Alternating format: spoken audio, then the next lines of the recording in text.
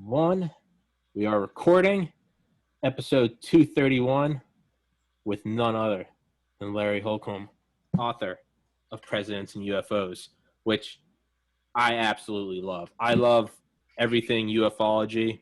I don't like, as you said in your book a couple times, or specifically about Eisenhower and meeting with extraterrestrials at Holloman Air Force Base. Your line, you described it, the idea that he went and got some dinner, then got tooth surgery, and then was whisked off to go talk to extraterrestrials, and then comes back for morning mass. That's a pill a little bit too big to swallow. Those are the ufology books I don't like.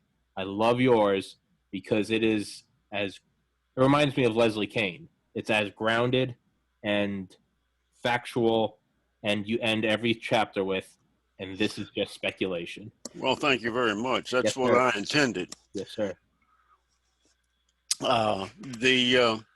You mentioned something to me in your email concerning the Caretaker. The caretaker? The caretaker, which, get that out of the way first. That was a very, I would say, troublesome report that came out that's unverified. Yeah. But it did make a big splash, and that was that Ronald Reagan was briefed by the CIA at Camp David, I believe, and he was briefed by this character called the caretaker. Now, when I say he was briefed, I'm saying allegedly he was briefed, and I'll interject this right here. As far as ufology goes, I'm a skeptic. Yes.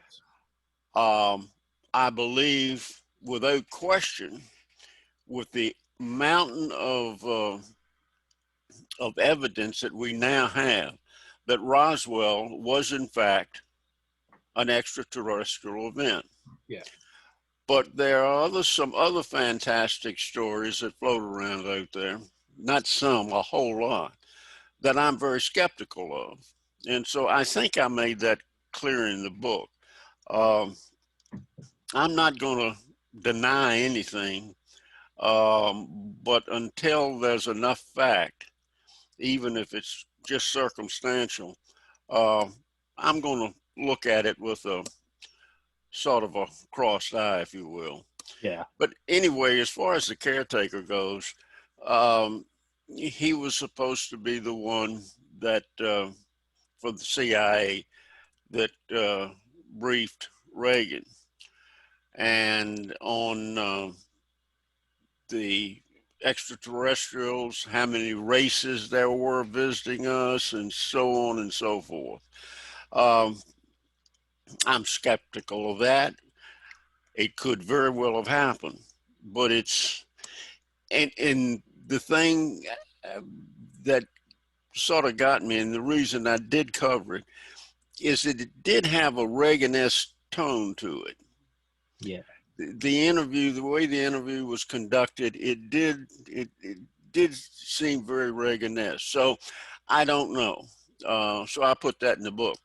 But anyway, that's I just wanted to touch on that. Sure. Yeah. For everyone listening, that's there's a video that came out a little while ago, and it's about Operation 8200, not to be confused with Unit 8200, which is the Mossad's sort of NSA equivalent, or Israel's NSA equivalent. Operation 8200 was the whole remote viewing program under the CIA, and it allegedly and it's one of those, it's almost a little too sexy, which is why I'm way too speculative of it.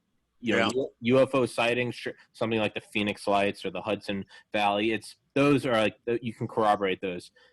The remote viewing and the idea that there's 4 underground UFO bases, kind of 2001: A Space Odyssey-ish, beaming something to something.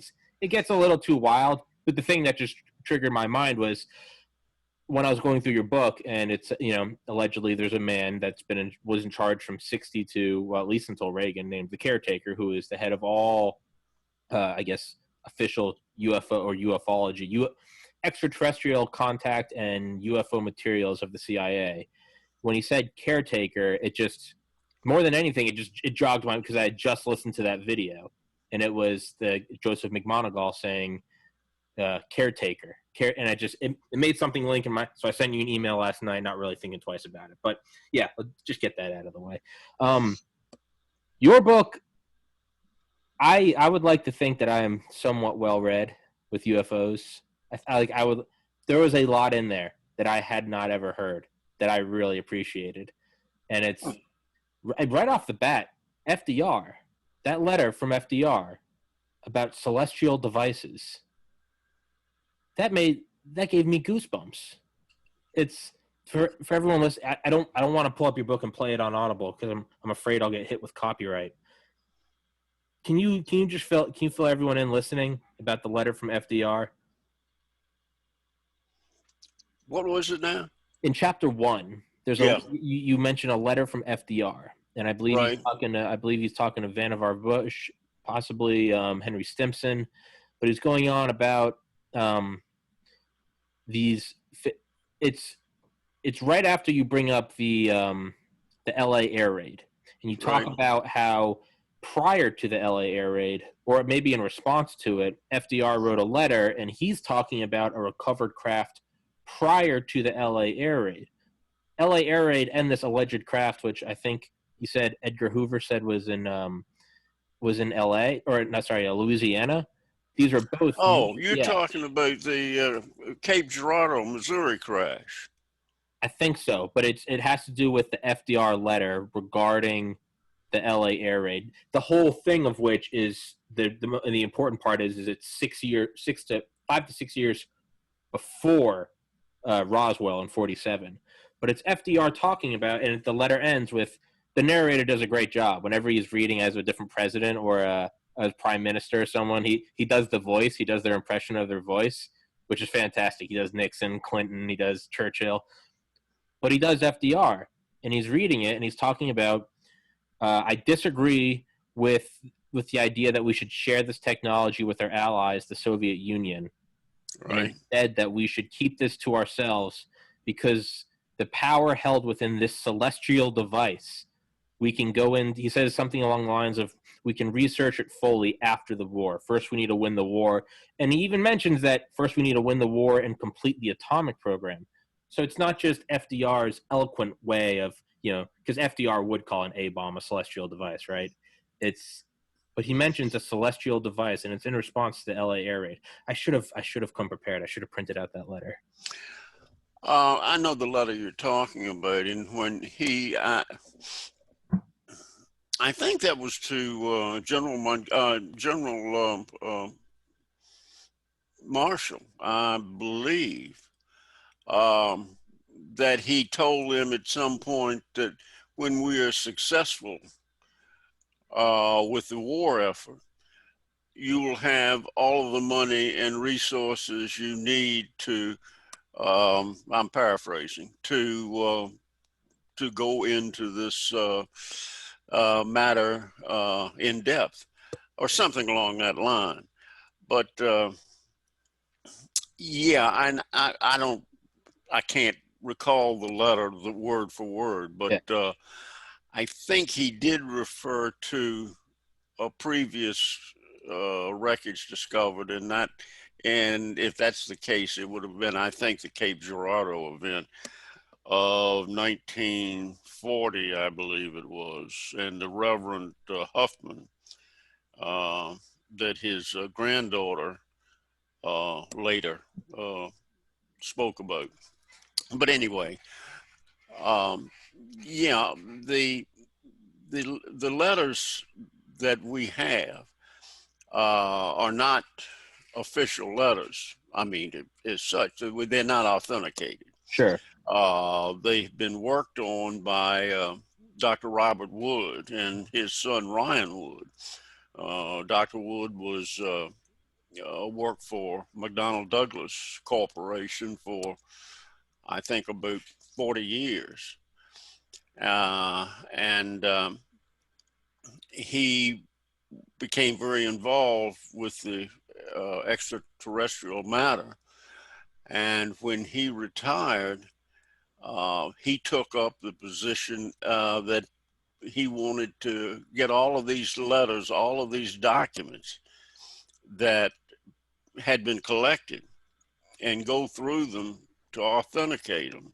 So Dr. Wood is the one that has all of this stuff and has gone through it and handled the forensic on them as far as authenticating them. And sometimes the only thing you can do is look for letters that came out of the 40s, say, and see if that words are used like they would have used them in the 40s. Yeah. Swell would be a word that was popular in the 40s, and that type of thing. Yeah. So they carefully went through that. Of course, if they had originals, they could check the watermarks. Yeah. But most all of the stuff was copies. Yeah. But anyway, that's he gives Dr. Wood gives that letter in particular a very high level of confidence. Which is what makes my spine tingle. It's same with the Majestic 12 regarding James Jesus Angleton and Lancer, the Secret Service code name for JFK. Right. The thin layer chromatography they did on the red ink, and they gave it their highest rating of verification. That, again, I thought I was well read on ufology, but that letter between from MJ1 to MJ2 regarding when again I don't want to play it because I think I'll get my channel yanked if I play the audio. It's when matters in Washington are non-conductive to our advancements regarding alien craft, and we can no longer dissuade them being presidents or other Washington officials, from interfering or looking into our information, the situation should become wet. Wet, obviously, being an allusion, or not allusion, alluding to the KGB-derived term wet works, which is a euphemism for assassination. Right. And that was, and then, what was it? What was it? November 12th, 1963? JFK. So that letter happened, that between them, saying it should become wet.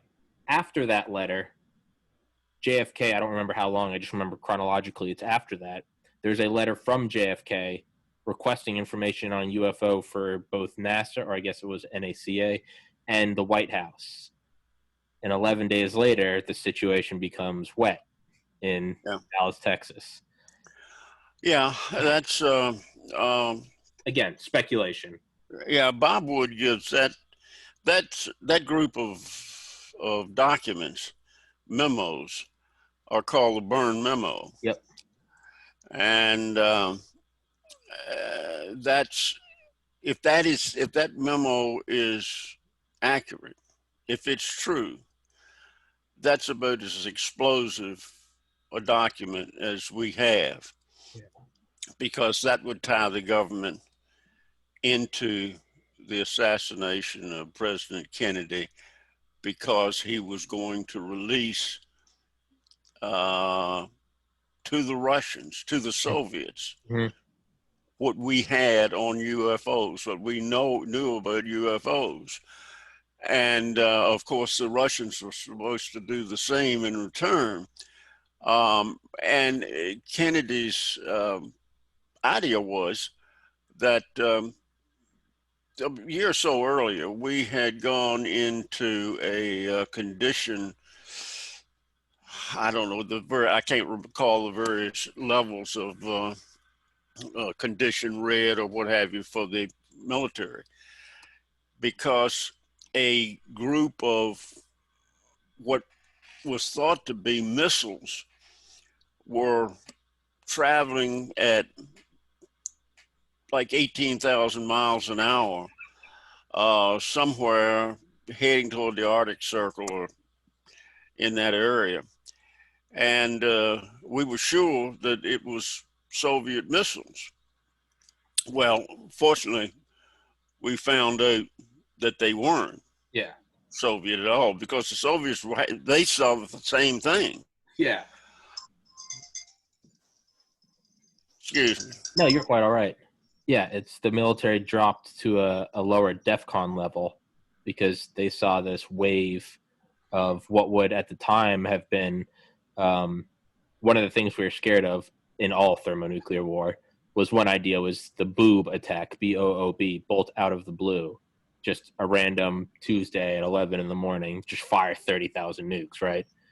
And it seems like that's what they're worried about. But as you were just saying, it wasn't the Soviets either.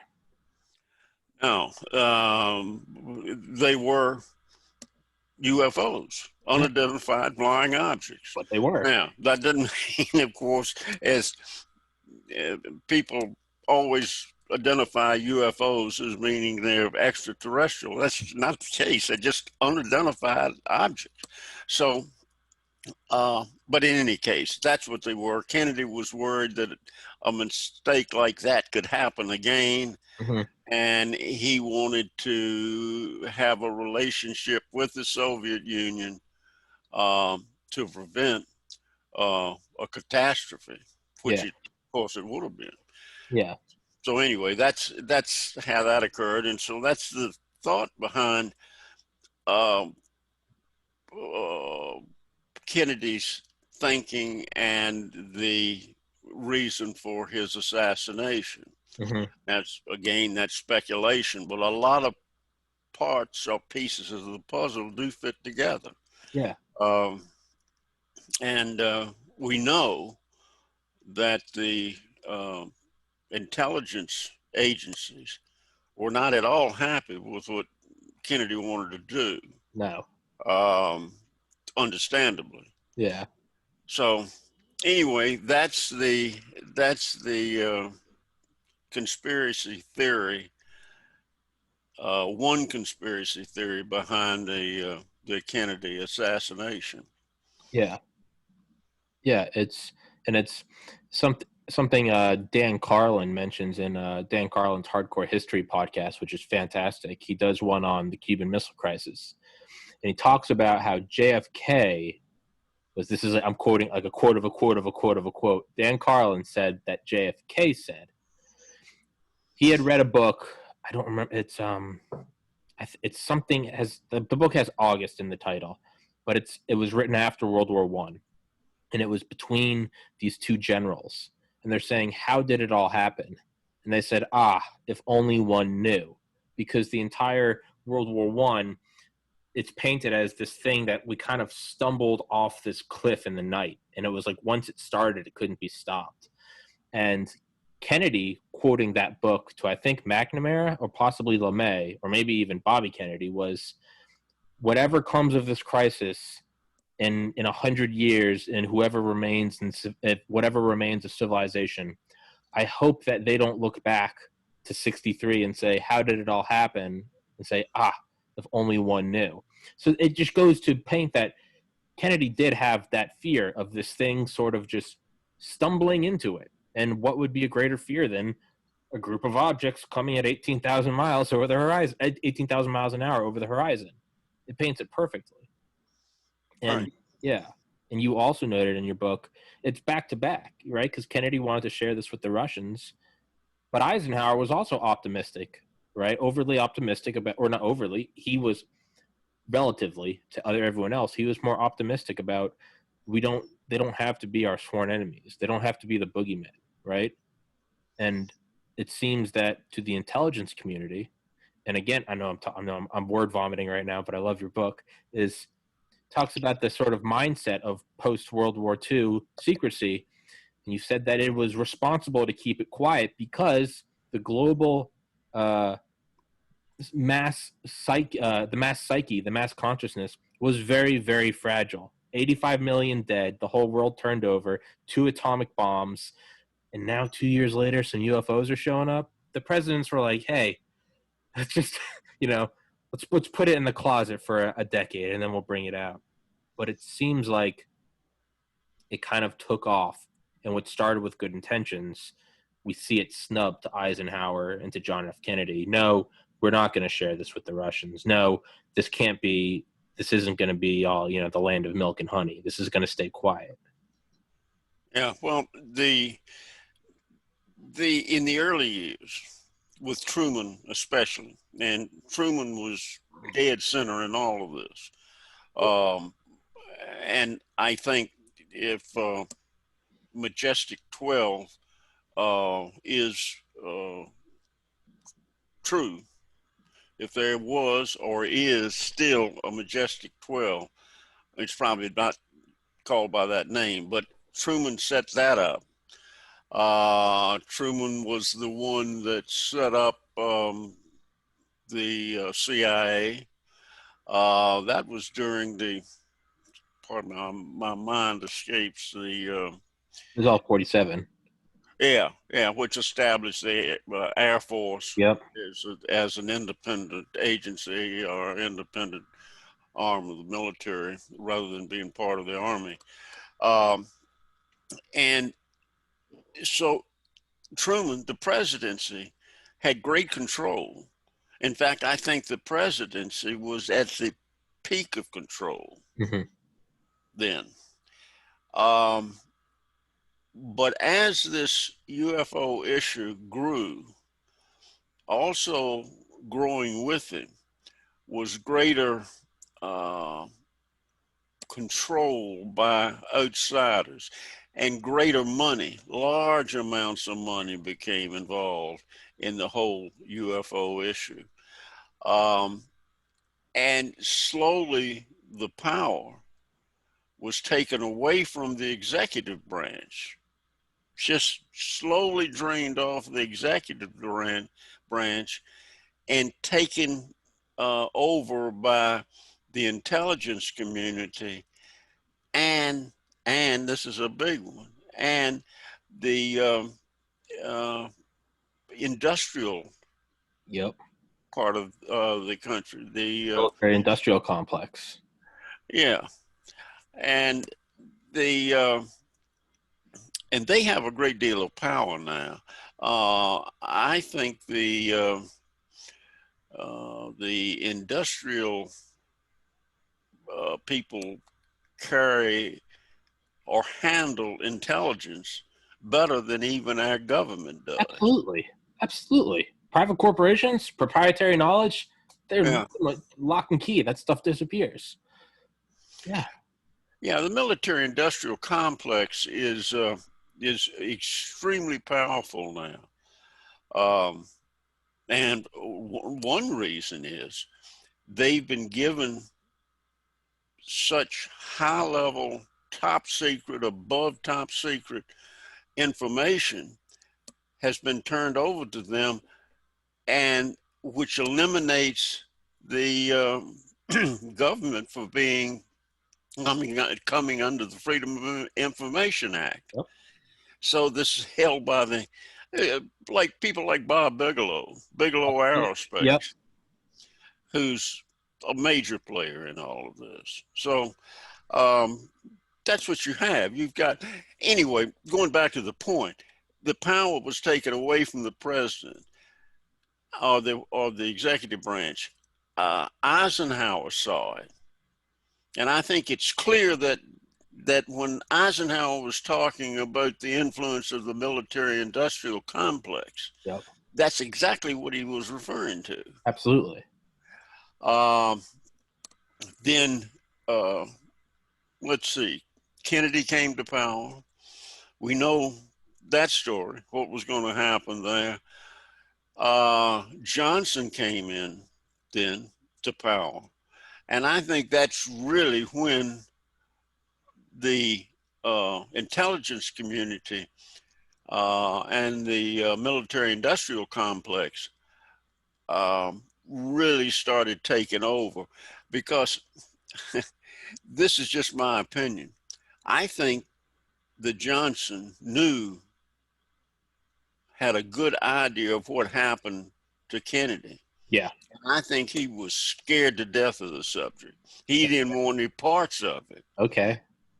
And consequently, he was willing to just tell his intelligence people, you take it. I don't want to know anything about it, Now, that's my speculation, but Sure. it does come from some background that I think is worthy. Um, Nixon, on the other hand, is another story. But anyway, I think Johnson was he was he Yeah. was uncomfortable with it.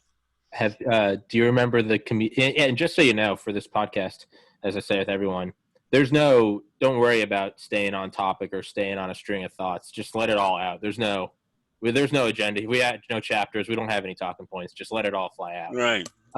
Bill Hicks, the comedian who I believe died in '93, but he had a bit on the power structure of the world, and his whole thing is about the military industrial complex. But as you're saying this, I think you could use the same joke and just substitute Majestic 12. But he says this is what happens when you're elected. You go do your inauguration, you come back, and then a door opens up in the Oval Office, and you go down into this deep basement room, and there's 12 guys, and they're the 12 industrialist trillionaires that got you in an office, and they're sitting around a big long wooden table smoking cigars, and you sit down, and they don't say a word, and a projector rolls down, and they say roll the film, and it's a view of the assassination of John F. Kennedy from an angle that is not the Zapruder film, and it looks an awful lot like it was from the grassy knoll. The projector rolls back up, and they say, "Any questions?" And you say, "No, sir. What's my agenda?" But I could see that, because Yeah. I could see LBJ just, "I don't want it. Take it." Right? Because LBJ wanted the Great Society. LBJ was like, "I'm going to build up all these social programs." I think he was just, "Take it. I don't want it. Take it and run. I do not want it." Right? Let me put my name on the space program. Right? Because LBJ was very huge in all of that. He took a lot of political capital in Sputnik, and yeah, I mean, probably, again, all wild speculation. But hey, here's money for the space race. Feel free to skim some off. Do whatever you want. Right? The coffers Yeah. are open. LBJ took the path of least resistance from a political standpoint. Yeah. He was politically, he would do whatever was necessary to maintain his political power. Yeah. And I think that's clear. But as far as the UFO issue, LBJ saw one very simple thing. He had nothing to gain from it and everything to lose. So why touch on it? Just stay away from it.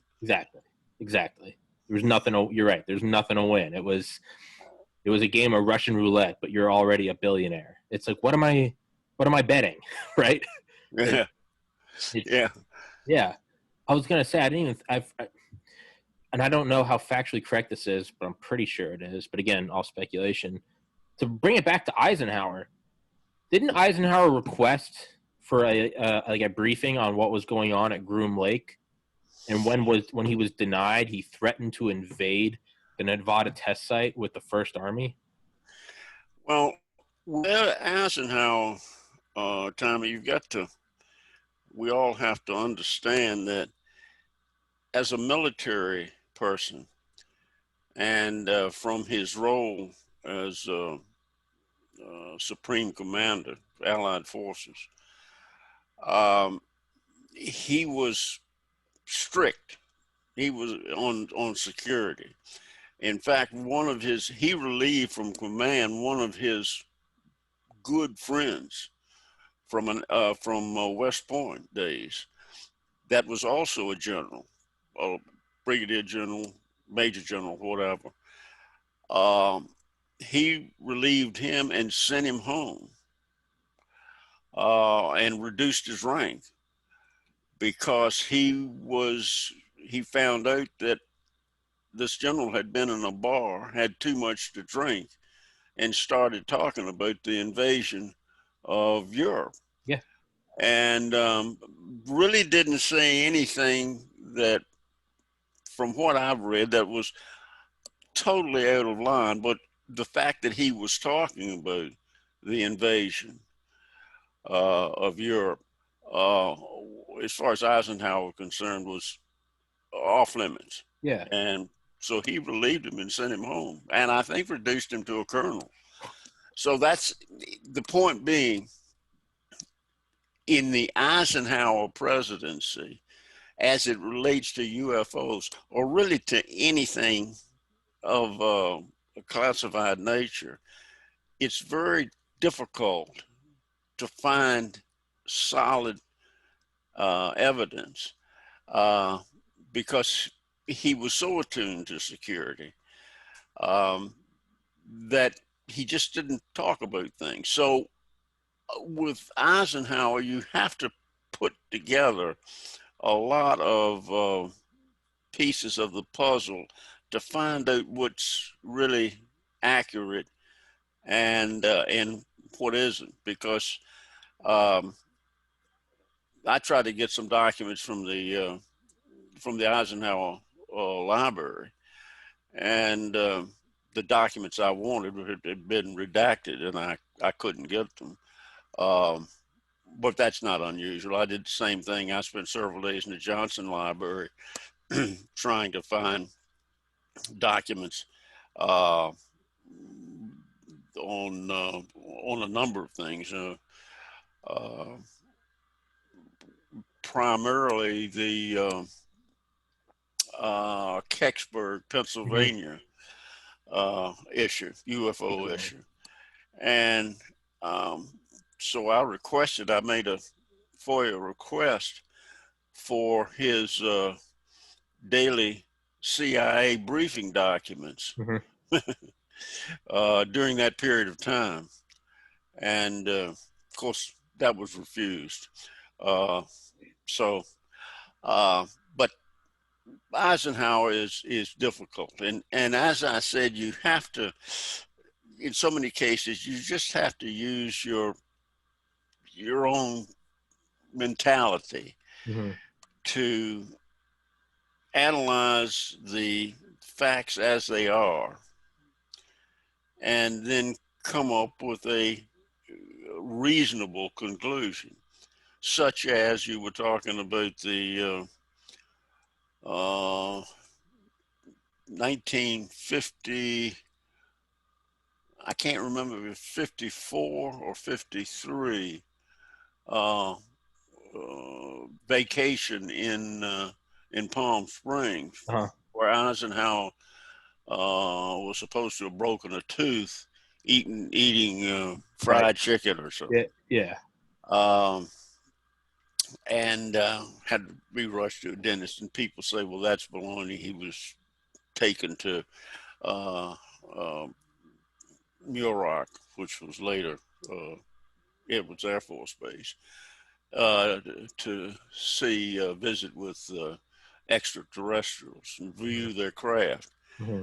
Well, it just didn't add up to me, and you alluded to that here the guy, after 8 p.m. that night, they said the press never saw him again until he went to church the next morning, Sunday morning. Well, I don't find that unusual. Yeah. The fact that he had to be taken to a dentist, I don't know that would have been news that anybody in the administration would want to put out. His press secretary, Jim Haggerty, for instance. And if he did, I just find it that unusual and hard to swallow that as President of the United States, he was not seen until after 8 p.m. on a Saturday night. He was supposed to have chipped a tooth, gone to a dentist. But then other people say he was rushed off to Muroc to visit with extraterrestrials. He did that for how many hours, came back, crawled into bed, got a couple hours sleep after talking with extraterrestrial creatures, laying next to Mamie, and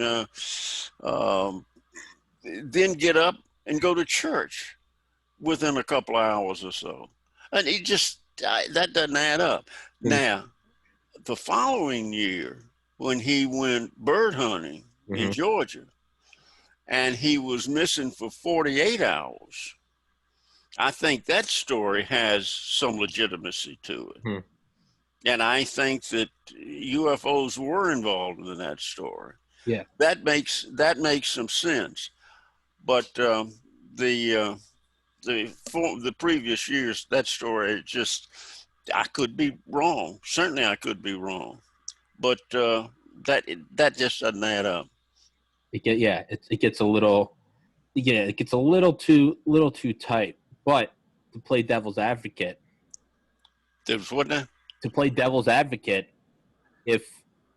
if anyone would do it and do it in a way that made it seem like it didn't happen, it would be Mr. Security. It would be Eisenhower, right?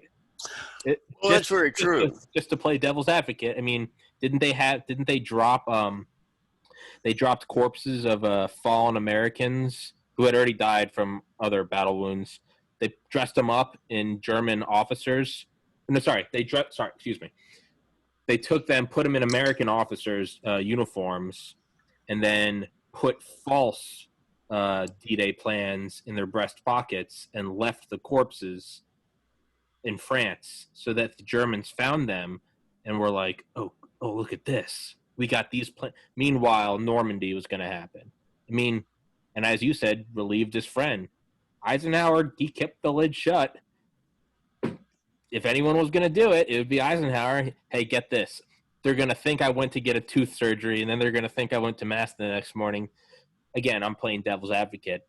But if anyone would do it, it would be, right? He would throw up a smoke screen.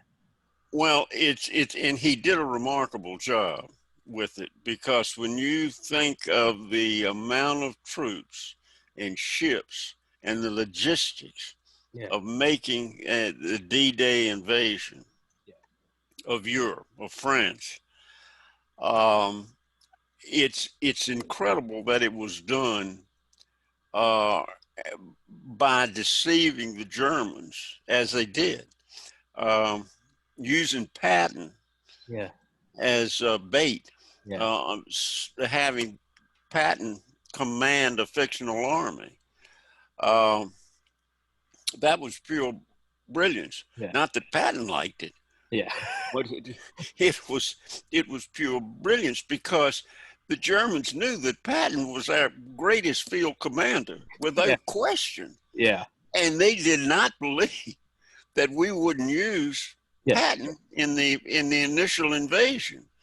And here's Patton running around with fields full of rubber tanks and what have you. And that Patton, the Germans were convinced that the main thrust was going to be Patton at the Pas-de-Calais. And Eisenhower really was in control of that, and he kept a lid on it. It's amazing how you could keep a lid on that well. It's the that many Germans, people. They weren't stupid people. No. Although some people may say that Hitler was crazy, and that's could very well be the case. But anyway, that's Eisenhower was as far as security went, he was just about the best. Cut above. And it is crazy to think that he kept a lid on that, yet the KGB had Klaus Fuchs inside the Manhattan Project. I mean, it goes to show how, well, then again, they were our allies, but still, it's insane that he kept a lid on it. And there's a great book by an author I'm having on, Garrett Graff, Raven Rock. It's all about the relocation arc, all the nuclear bunkers from, like, really it kind of mirrors your book. It's from FDR to Obama. It's all the nuclear bunkers. Great book, fantastic book. But what's the name of it? Raven Rock, RAVENROCK. I'll email it to you after this. It's absolutely amazing. I love it. Yeah, that's good. It is very good. It's all the nuclear bunkers. It's all things that, like, you learn and you're like, how did I not know this? But there it is, all declassified.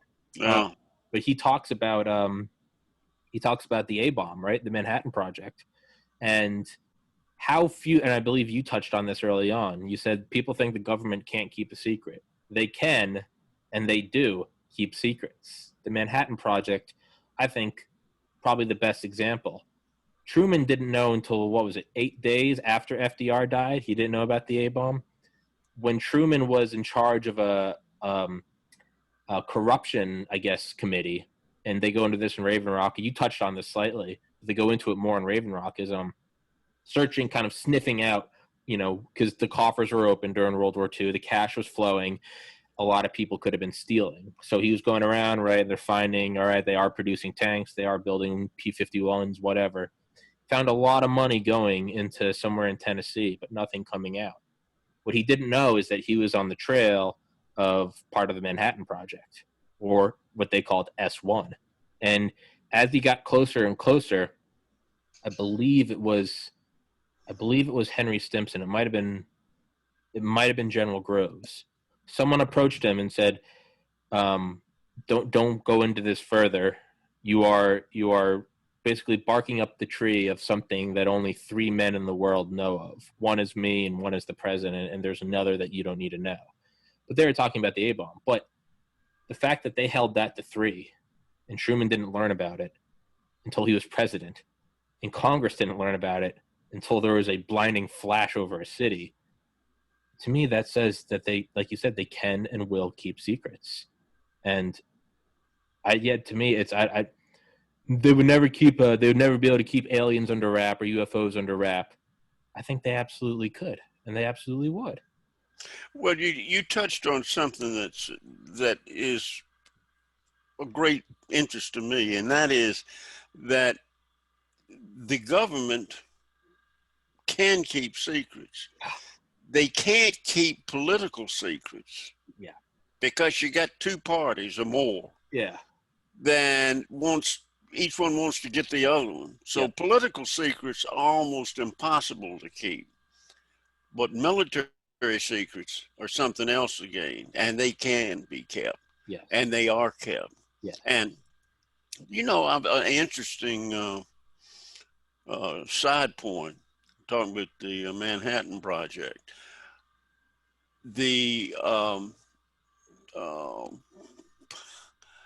I'm trying to think of what can I think of it? Oak Ridge, Tennessee. I just couldn't. Oak Ridge, Tennessee was making and using more than 10% of all of the power used by the rest of the United States. Yeah. And think about that. Yeah. 10%. And how do you keep that secret? Yeah, that's an example I always point to when talking about UFOs is that. Yeah. That 10% of the power. And not only that, I had on Dwayne Hughes in July, who was a 38-year veteran of Sandia National Lab. And we talked about the Manhattan Project. And he said there were over 150, and he made a very important distinction. He said there were over 150,000 people that worked on the Manhattan Project that didn't know they were working on it. And he said, you gotta pick that statement apart. It's not that they didn't know what they were working on. Let's say you work in the Air Force, I'm developing radar absorbing material, but it's compartmentalized. I have no idea what it's going on. Is it a B-2 bomber? Is it a helicopter? Whatever. That would be, I didn't know what I was working on, but I knew I was working on something. 150,000 people worked on it and didn't even know they were working on it. Yeah. I guess they knew that they were working on something highly classified because they were in a, Oak Ridge was a city in itself. Yeah. With schools, churches.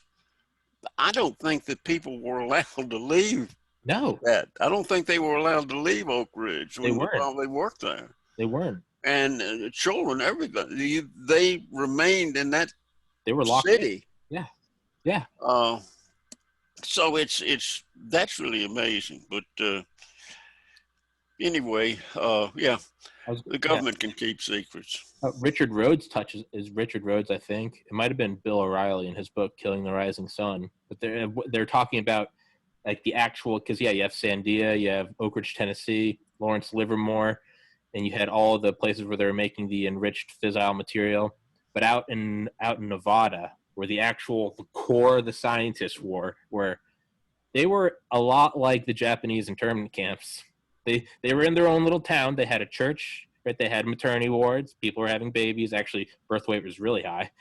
They had bars. They had theaters where all the, including Oppenheimer, they would all go play roles. You know, Romeo and Juliet or Hamlet or whatever. They would go. They would do these things. Macbeth. They would, because that was their entertainment. All the while, at the edges of the town were double electrified barbed wire with guard towers, and it was to keep out as well as keep in. You weren't leaving. That's insane to think about. Well, yeah, it really is. And of course, in New Mexico at that time, it wasn't just the atomic bomb, it was our experiments with V-2 rockets Yep. and missiles. Yep. And a lot of other things. I don't know. I'm sure they experimented with gases out there, although that was primarily Utah. Yeah. Names I have a hard time remembering names that I'm very familiar with to me. But anyway, Nevada. Oh, the test site Nevada, which is Groom Lake. not important to me. But anyway, that's where they had testing of chemical, biological weapons. Yeah, and that's a scary place. Yeah. No question about it, which I happen to think is getting off the subject, but that is more likely to house UFO artifacts than perhaps S4, Area 51 S4, because it's a million acres of government property that's absolutely no one can enter. I mean, it's just as well guarded as Area 51, probably better so. But anyway, that's again is sort of something that I believe that not necessarily other people do. They rely on Area 51. I always think that it's possible that Area 51 is a good piece of disinformation that the government uses. Yep. So that they'll stay away from other places like Utah, Dugway. It's Dugway Proving Ground. Dugway, yep. And Dugway is an ideal. I mean, that's remote. Not that Area 51 isn't, but that's highly guarded. I was looking forward to when I was before I retired. I was military sales manager for a company out of Chicago. And I was scheduled to go to Dugway Proving Ground because we sold to the Navy Lodge program back then. And as a matter of fact, I had an exclusive contract with the Navy Lodge program. They could do that because they were operated under non-appropriated funds. But I was scheduled to go there, and it never came about. Some others went there. I was in the area of retirement, and they had to put off the meeting. And when it was rescheduled, I was retiring, so I didn't get to go. But I was looking forward to getting on that base. Yeah, that's where I think you said it perfectly. I think Area 51 is a perfect smokescreen, right? What better way than to keep this boogeyman out there that has everyone's eye on it? Almost kind of like Patton, right? Yeah. Patton the boogeyman with the big inflatable tanks. Maybe they have some inflatable UFOs out there, you know. It's right. Boy, Patton hated that. Yeah, he did, but yeah. He hated that. He was, but yeah. Like they say in the movie, George, it's your own big mouth that gets you in trouble. Yeah. I know I'm a Casanova. I know that. I'm sorry. Right? Yeah, he's yelling. Yeah, one of my favorite movies. Oh, it's brilliant. I love Patton. Yeah, give me 400,000 gallons. Yeah, it's. Well, yeah, Patton was smart. Patton said, "Just you watch." He said Eisenhower will be president. He was just you Yeah. watch. You might really like that book, Killing Patton by Bill O'Reilly. It's Bill O'Reilly's ghostwriter. It's not Bill O'Reilly. Whoever his ghostwriter is fantastic. But yeah, it's one thing I was thinking is you said S4, right? Which is it's supposedly Papoose Lake where UFOs are, which is where allegedly Bob Lazar worked. Isn't that kind of weird that the Manhattan Project was S1? That's S4. Is that just coincidence? Am I looking too into it? Yeah. Little interesting. There are a lot of strange things that seem to be coincidences that probably are not Sure. coincidences at all. Um, I must admit, I'm fascinated by the intelligence community Oh, and security. oh yeah. I love doing research on the book. Yeah. I love going to presidential Yeah. libraries and going through their documents. And I'll say one thing about presidential libraries. I was really apprehensive going to the first one because I thought if I requested information on UFOs, flying saucers, that they were going to look at me like I was a disease. Yeah. But it was the absolute opposite. Really? They bent over backwards to get me what I wanted. I mean, it was it was incredible. And the assistants there in the presidential libraries would come out with carts full of boxes, full of files. Now, to find the right file, that's difficult because you're talking about millions of documents. Yeah.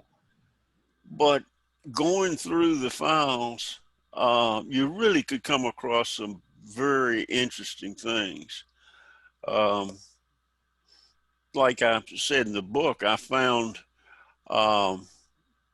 a letter or letters from Donald Rumsfeld, who was Jerry Ford's chief of staff, to Phenomenon. Major Donald Kehoe on UFOs and back and forth letters. So that's not a real smoking gun, but it's an interesting fact. And I think that Rumsfeld was one of the people in government that knew a great deal about the subject. Yeah. But anyway, Yeah, I digress. Yeah, I've had on a guy before, Dale Comstock, who was in Delta Force and then worked for the CIA. But he says once you get to the upper tiers of the intelligence world, it turns into a foggy forest of mirrors. Yeah. Love that imagery. A foggy forest of mirrors. It's exactly right. I believe that completely. It just disappears. It fades. It doesn't drop. It starts to, it's not like a road that all of a sudden ends. It's a road that splits into two, that then split into dirt roads. One turns into a bridge, one turns into a tunnel, another turns into a ferry, and they all kind of break off. And it's like, where the hell is it going? And it just disappears.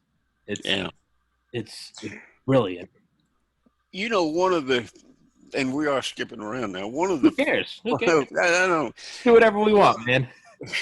One of the funniest incidents that it's funny and it's not funny, but the Project Blue Book, they went to well, I'm trying to go back and recall exactly the events that led up to it, but they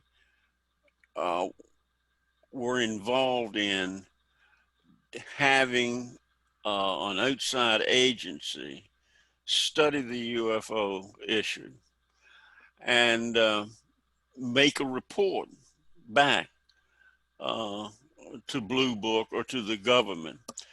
And so the government sent out feelers to various universities to see if they would be willing to do it.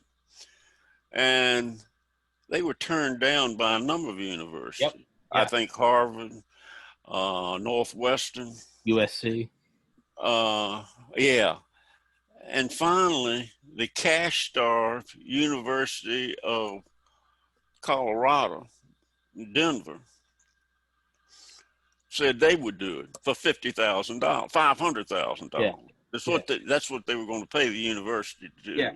$500,000. So Colorado said they'd do it and turned it over to Edward Condon, which ended up being the Condon report that we know now, which killed Project Blue Book. Yep. Because, I mean, we know from the beginning that Condon had his mind made up before he even started the thing. It's all debunked. It was, he just thought it was baloney. He wasn't interested in it. He made fun of it. Yeah. Terrible man to have in charge of doing a so-called unbiased research program. Or the perfect man, depending on who you are. Yeah. So Condon, after 2 years of study and getting reports together by his staff of people, most of whom disagreed with him, some of which he fired because he disagreed with it, and they saw what was going on. But in any case, the report came out in 4 parts. The first 2 parts were written by Condon himself, and the last 2 parts were written by the people that worked under him, which was far less damning than what Condon wrote. And in essence, Condon said it's nothing to this, but it's baloney. It's nothing to it. The government needs to get out of it completely. It's nothing but a hole to throw money down. It's totally not worthwhile. Yeah. So they issued the report. The Project Blue Book is scrapped. Now, at the same time, just up the road in Colorado Springs, the Air Force Academy. Yep. The Air Force has a physics textbook, yep. Physics, whatever. Yeah. It's all in my book. Anyway. Yep. Chapter, what is the book? What is the chapter? Not in your book, but their book. What is chapter 33 or 36? Chapter 33. Yeah. Which is unidentified flying objects. Yeah. And the summary of that, and anybody can look this up on the internet. Yeah. The summary was that the subject of UFOs is to be taken seriously. Yeah. We may be visited by as many as 4 different extraterrestrial races. Yeah. However, don't take any position. Keep an open mind, and always keep an open mind, and don't take a position on either side. Now, here, the Air Force Academy is teaching its students that there may be as many as 4 different races of extraterrestrials visiting Earth, while back in Denver, University of Colorado is collecting $500,000 by saying that it's nothing to it, but it's baloney. Yeah. You got to love the government and the way they operate. Yeah. And shortly after that became public knowledge, the book was pulled from the shelves and that chapter was taken out of it. Yep. Yeah, you got to, right, was it at the, somewhere in DC at one point, there's a building where on one floor it was like cancer awareness and cancer research allocation to like the National Institutes of Health. And in the same building, and the floor above it was the department in charge of subsidies to tobacco companies. Yeah. U.S. government, baby, just, middle fingers just because. But it's, granted, it's all one entity. And obviously, for everyone listening, I love this country. Well, but the government and especially the Air Force. And don't get me wrong, I'm certainly pro-military, Yeah, and you, I think the Air Force is a fantastic yeah, branch of the government. yeah, I really do, but I think that their handling, and not just theirs, the government in general's handling of the UFO subject has been really stupid. Um, the they've shot themselves in the leg so many times, doing so many ridiculous things uh, that comes to mind the other famous Project Blue Book Special Report 14. uh-huh. Um, Without going into a long um, background on that, it was commissioned by Project Blue Book, commissioned the Batille Memorial Institute, a think tank in Ohio, to do a study of the UFO or flying saucer issue. This was initiated by Project Blue Book's director at that time, Captain Edward Ruppelt. Hmm. And Ruppelt was behind commissioning the Batille Memorial to do this study. And by the way, as a sideline, Ruppelt was the first and really only real investigator that Blue Book had over the years. Yeah, He was very good. But anyway, he commissioned Batille to do this study. Okay, Batille worked on it for 2 years, 2 years, maybe a little over 2 years. And they released it to the Air Force. Very detailed study, graphs and charts and all sorts of things. And it was 1,000 pages long. So consequently, the Air Force said they couldn't afford to print copies to distribute to news and all yeah, this, which is probably the truth. A yeah. 1,000 pages and doing that would be a very costly thing.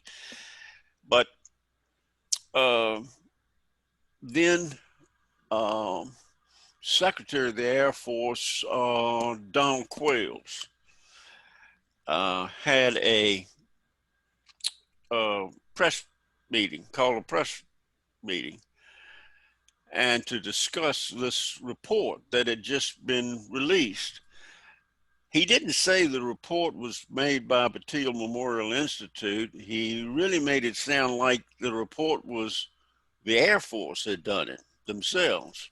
Why that would be the case, I don't know. Because it would carry more weight being done outside of the Air Force rather than inside. But anyway, he tells the reporter, Batille studied 3,001 cases, I believe. You can correct me if I'm wrong there, but I think that's right. 3,001 flying saucer or UFO cases. And according to the secretary, he said of those 3,001 cases studied, only 3% could not be explained as something known Hmm. uh, and something prosaic. And of the 3% that could not be explained, they had the worst supporting evidence, the least supporting evidence, and the worst, most unreliable witnesses. Now that's condensing a very long Hmm.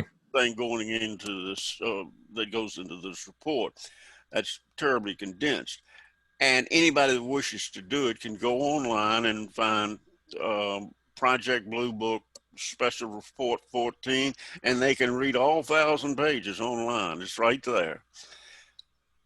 Now, what came out, what we actually found out, actually Stanton Friedman found this out. Mhm. Which I miss a great Yeah. deal. He was a Rest good in peace. friend. Yeah. Rest in peace, Mr. Friedman, Dr. Friedman. Yeah. No, not doctor. He makes he always made that clear. He said Okay. he had a master's degree Okay. in physics, but he was friends with um, oh shoot, Heineck, help me out. Help me out. McDonald, No, J.L. Heineck, the physicist. What? Nishiokaku, Huh? Carl Sagan, Stanton Friedman. Yeah, Carl Sagan. Yeah. He was friends. They went to University of Chicago together and studied under Enrico Fermi. Oh, I didn't know that. Yeah, Wow. and every time they'd get together, Carl would give him the business about not getting his PhD. Yeah. And he said, "Look, I didn't have the kind of money you had, Carl. I had to work my way through college, and by that time." After I got my master's degree, I figured I got to go to work and pay some bills. Gotta go get some income. Yeah, but Yeah. anyway, and Friedman was a smart guy. He was a member of Mensa. Yeah. Very, very bright guy. But anyway,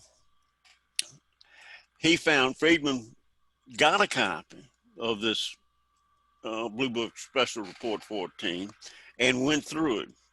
Sand loved charts and graphs and all that kind of stuff. That just loved it. And he goes through it, and what does he find?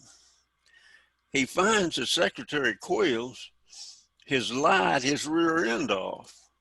The actual number of unidentified cases that could not be identified was not 3%, but was 21.5%. As Friedman says, it's kind of hard to round off that number from 3 to 21.5. And those cases, and this is in a chart right in the report from Batil, the 21.5% had the absolute best witnesses, the most detailed background, and the witnesses were of the highest caliber and gave details that were explicit in nature. Yeah. So once again, the Air Force shot itself in the foot. I mean, it's just so ridiculous when you look at how they've handled the entire UFO question. Yeah. That fortunately seems to be changing now. Yeah. But it's been a long, long, hard road, and we're still not there yet. But just another example of what the Air Force did in concealing the UFO issue from the public. Yeah. You know, it could very well be, and I think it is, that another reason they don't want, certainly they don't want to, they have not wanted to reveal what they really know about it, is because they don't want to. This is highly technical stuff that we can't even understand. But they want to keep that. The government wants to keep that in their possession. They don't want to share it with anybody. No. Well, I can understand that. But in doing so, there have probably been crimes committed. Absolutely. I think without a question, there's been crimes committed, maybe even death involved. Well, people involved with that certainly wouldn't want it to get out, although probably they have gone, then no longer here. Yeah. Perhaps some still are. I don't know. But they wouldn't want that to get out either. And the government wouldn't want it to get out that their people working for the federal government had committed crimes. So that's another reason to keep the lid on the thing. Mm-hmm. Yeah. But again, we're simply speculating. Absolutely. And but I think it's reasonable speculation. Yeah. Yeah. That's kind of like a qualm I always have with people that kind of shoot down UFO ufology is say, where are you getting this? Where are you getting this? Where are you getting the information? Well, at some point, like, okay, if I'm learning PV equals nRT, where am I getting that? Well, I'm getting it from my chemistry book, right? If I'm learning this, that, or if I'm learning about the structure of the cell wall, okay, well, I'm getting that from my molecular biology book. But at a certain point, all these things, where are you getting it? It all comes from someone who at some point didn't get it from anyone. They got it from firsthand research, right? A Newton, a Lister, whatever. At a certain, where are you getting this supersonic data from? Well, at some point, Chucky Yeager gets in a plane and does it, and it's like that. Okay, but you have to go out and get it. So this whole appeal to authority, where are you getting this? Well, at a certain point, you got to get it yourself. You got to use your brain and start piecing things together. And it's not always going to be handed to you on a platter. But that's a whole nother rant, a philosophical rant, right? But that being said, speculating, it seems like there are a couple primary factors. I think it's a straw man for the government says we can't handle the truth. Maybe right after World War II, right? Maybe I could see that, the fragile psyche. But I mean, it's 2020. I don't see that as they can't handle the truth, right? It's no, there probably is. What I think the real reason is one, it's impotence. Because if you're supposed to be was it who was it? Was it not Khrushchev, Gorbachev? Our power comes from the illusion of our power comes from the perception of our power. Well, if the U.S. government is we're the biggest, baddest guys on the planet, and then you admit that UFOs are real, well, what are you really admitting? That there are physical craft that come into your airspace with impunity, whenever they want, in whatever numbers they want, come right over the White House. We'll chase Air Force One. We'll go shoot your ICBMs out of orbit. We'll go over and we'll shut down your missile silos. We can do whatever we want, whenever we want. That is, I mean, Dr. Al Romig, who was the most recent uncurrent head of Skunkworks, said that one of the things we would do is we would wait until these little like dictators were giving speeches in South America, and then we'd bring in two SR-71s and we'd cross over and do a double sonic boom just to let you know we're here and we can do whatever we want, right? So it was a propaganda piece. It would let the people know, hey, you're not in charge, we are. So if the UFOs are doing that, and I don't think that's what they're doing, but it could be perceived as we are not the big guys on the block, right? So that's one reason. We don't want to admit that you're wrong, because all of a sudden, what else are people going to start looking? Okay, maybe China looks at us and goes, maybe they're not as strong as we think they are. That's one reason. The second reason is, and I think this is completely reasonable, is it's a technology. Since the first sword, since the first bow and arrow, since the first cannon, whoever has the best tech wins. That's just across the board, right? Go and break up all the heavy water plants in Germany, all their deuterium water. Why? We get the A-bomb, we win, game over. Japanese, you're going to fight to the death, doesn't matter. We'll send in 2 bombs. You want a third? Like, we'll serve it up for you. It's who has that power, right? The Soviets get it in 49, and all of a sudden we're kept at bay. We put our missiles in Turkey, Soviets put them in Cuba, right? It's all about power. Stealth fighter, power. Hypersonics, power. Operation Paperclip, who gets the most Nazis, V2 rockets, whoever has that wins. If it's all power with super advanced technology, what is more advanced than a craft that got here from ostensibly light years away and has some power source? All the metal, right? The metal from Roswell apparently is lightweight. You can't burn it. You crumble it up. It returns. It seems to be monotomically aligned. Bob Lazar says that it's anti-gravity, which is just power that you can't even fathom.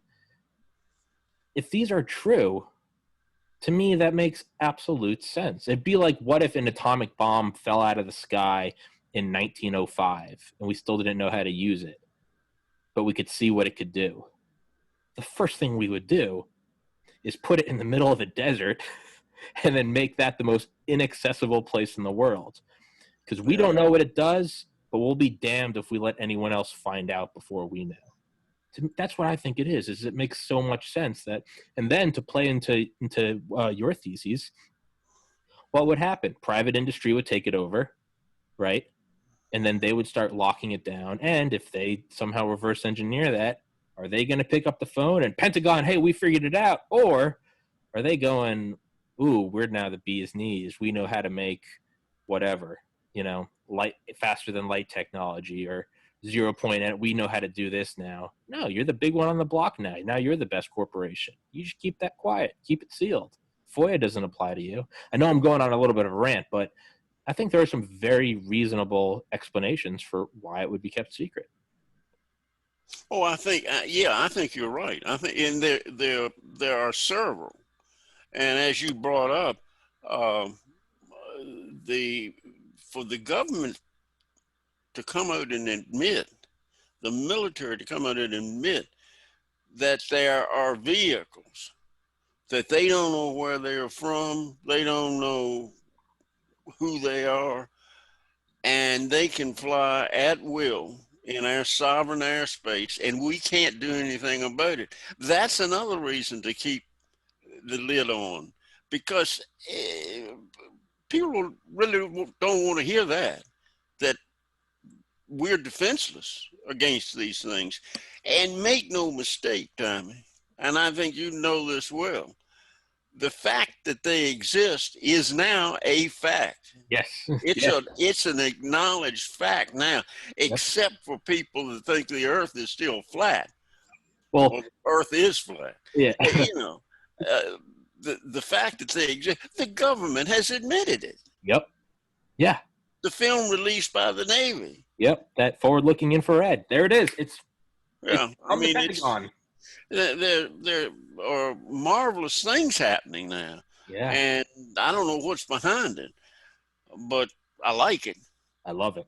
And so, another point you were making about technology and adversaries and what have you, there was a question asked, I don't know what form it was, but somebody asked, why will the government, the military, not sell F-22 Raptors to anyone, including our allies like Israel, and Britain, but they'll sell them F-35s? Yeah.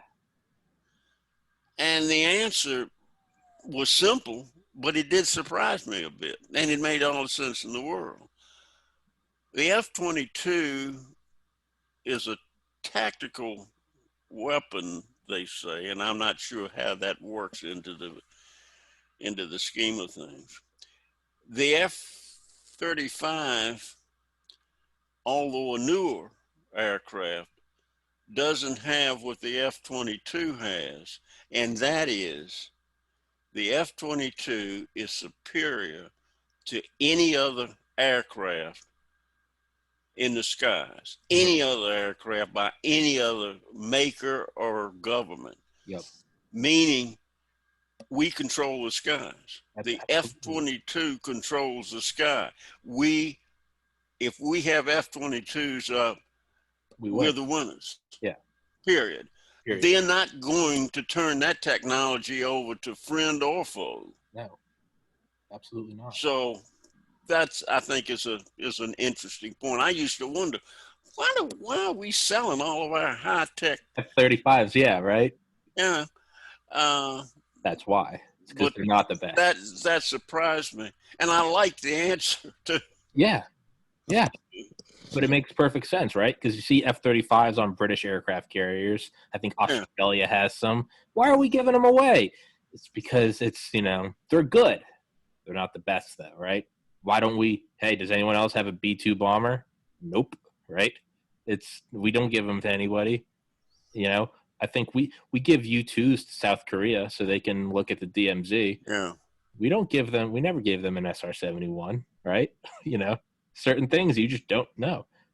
And you're right. I think that the B-2 bomber probably has technology in it that's far beyond what we what we know.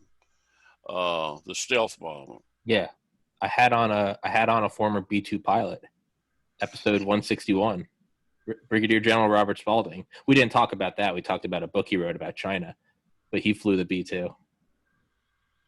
Oh, is that right? Yeah, episode 161, Brigadier General Roberts. I'll send it to you after this. It's he wrote the book Stealth War. He was in Obama's National Security Council. Now he works at the Hudson Institute.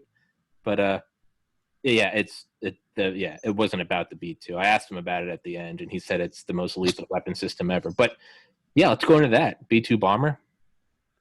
Yeah, I don't know. I think it could be metallurgy, a lot of things, some things that have been incorporated in the stealth bomber that are still highly classified. Absolutely. So, I don't. Did we retire the stealth bomber? The B-2, no. The F-117 we did. The B-2 is still flying, and they're in development of the B-21 Raider, the replacement for the B-2. B-52 still flying. B-52 still flying. They're outfitting that. They recently said they're gonna keep adding new avionics until 2050. 100 years. I was while I was still living in Virginia. I'm in Texas now, South Texas. Huh. But I remember heading back. My wife and I were heading back to Virginia after visiting our children here, and I stopped in Shreveport, Louisiana, to get gas. Mm-hmm. And I was in the service station gassing up the car, roadside gassing up the car, and I heard this sound. I mean, it was weird, strange, loud. I thought something was going. It was on the verge of exploding. And I looked up, and here comes a B-52 flying right over my head, going for a landing at what Air Force base is that? In Shreveport. I think that's a home of the B-52. So one of them. Okay. Barksdale. Is it Barksdale? I don't know. I think so. I don't know enough. That's not important. Yeah. But that's one strange thing. And it was on the approach, making a touch and go. Yeah. And that is one strange thing, even today, to look at that rascal flying. It's a hell of a vision. Yeah.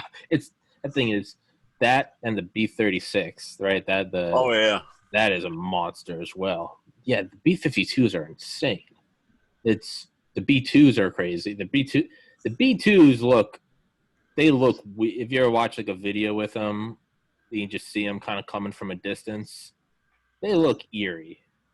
They look, something doesn't click in my brain when I see it. I'm like, what the hell is that? Right? It gets a little hairy. I was playing golf with a good friend of mine back when I lived in Virginia, and he's a retired Air Force bird colonel. He flew F-111s. Mm-hmm. Always gave me stories about the experience flying F-111s. And we were on the golf course playing golf, and he came over and punched me on the arm and pointed up. And it was a B-2 going to, I guess, to Norfolk, to Langley or somewhere, because we were right down on the Chesapeake Bay area of Virginia, and that would be the approach going into Norfolk, which has military bases all over the place. Mm-hmm. It's more, but you look at that thing, and you would think it was out of this world. Absolutely. I mean, it's strange. It's a weird looking machine. It looks alien. Like it doesn't. Yeah, something doesn't. F-117 looks odd. It just kind of looks ugly. The B-2 looks alien. It doesn't. The B-2 looks like like that thing comes out of interstellar space. Yeah. And then it gets crazy. It's right. Do you think that Do you think that the Tic Tac, the Nimitz? Actually, before we get into that, do you care if I go use the restroom real quick? Oh, go ahead. I don't know if you need No to go. problem. Yeah, yeah. I'll be right back. Feel free to talk. Maybe Or, I'll do the same thing while you're doing it. all right, everybody listening, fast forward 30 seconds to a minute. We'll be right back.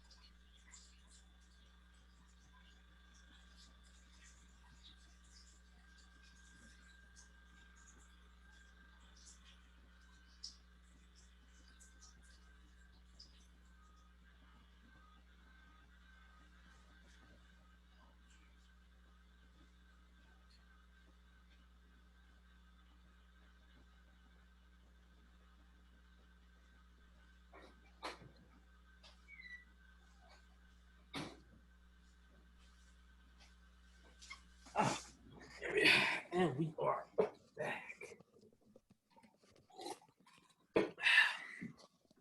Can you hear me? Yeah. Okay. You hear me? Yep. Okay. So yeah, like I said, I can keep talking. I'm in heaven right now. I'm talking to a UFO writer. Just if at any time you gotta go, you just tell me you gotta go. We can do another one. But I'm anyway, fine. back into it. Do you think that the Tic Tac, the 2004 USS Nimitz, do you think that was? I'm torn on that one. Whether or not that, I think it happened, right? Because you have Commander Fravor talking about it. Do you know what I'm talking about? Yeah. Yeah, of course you do. Um, The Tic Tac, the Yep. gimbal. Yep. Go fast. Yeah. Now, Yeah. do you with those? I'm 100% on that they happened. What I'm torn on with these two is that out of this world, or have we finally reverse engineered the Roswell craft or any of them? Have we finally figured something out? And did we just make a 100-year jump in technology? Well, that's an interesting question. I don't think. Boy, that's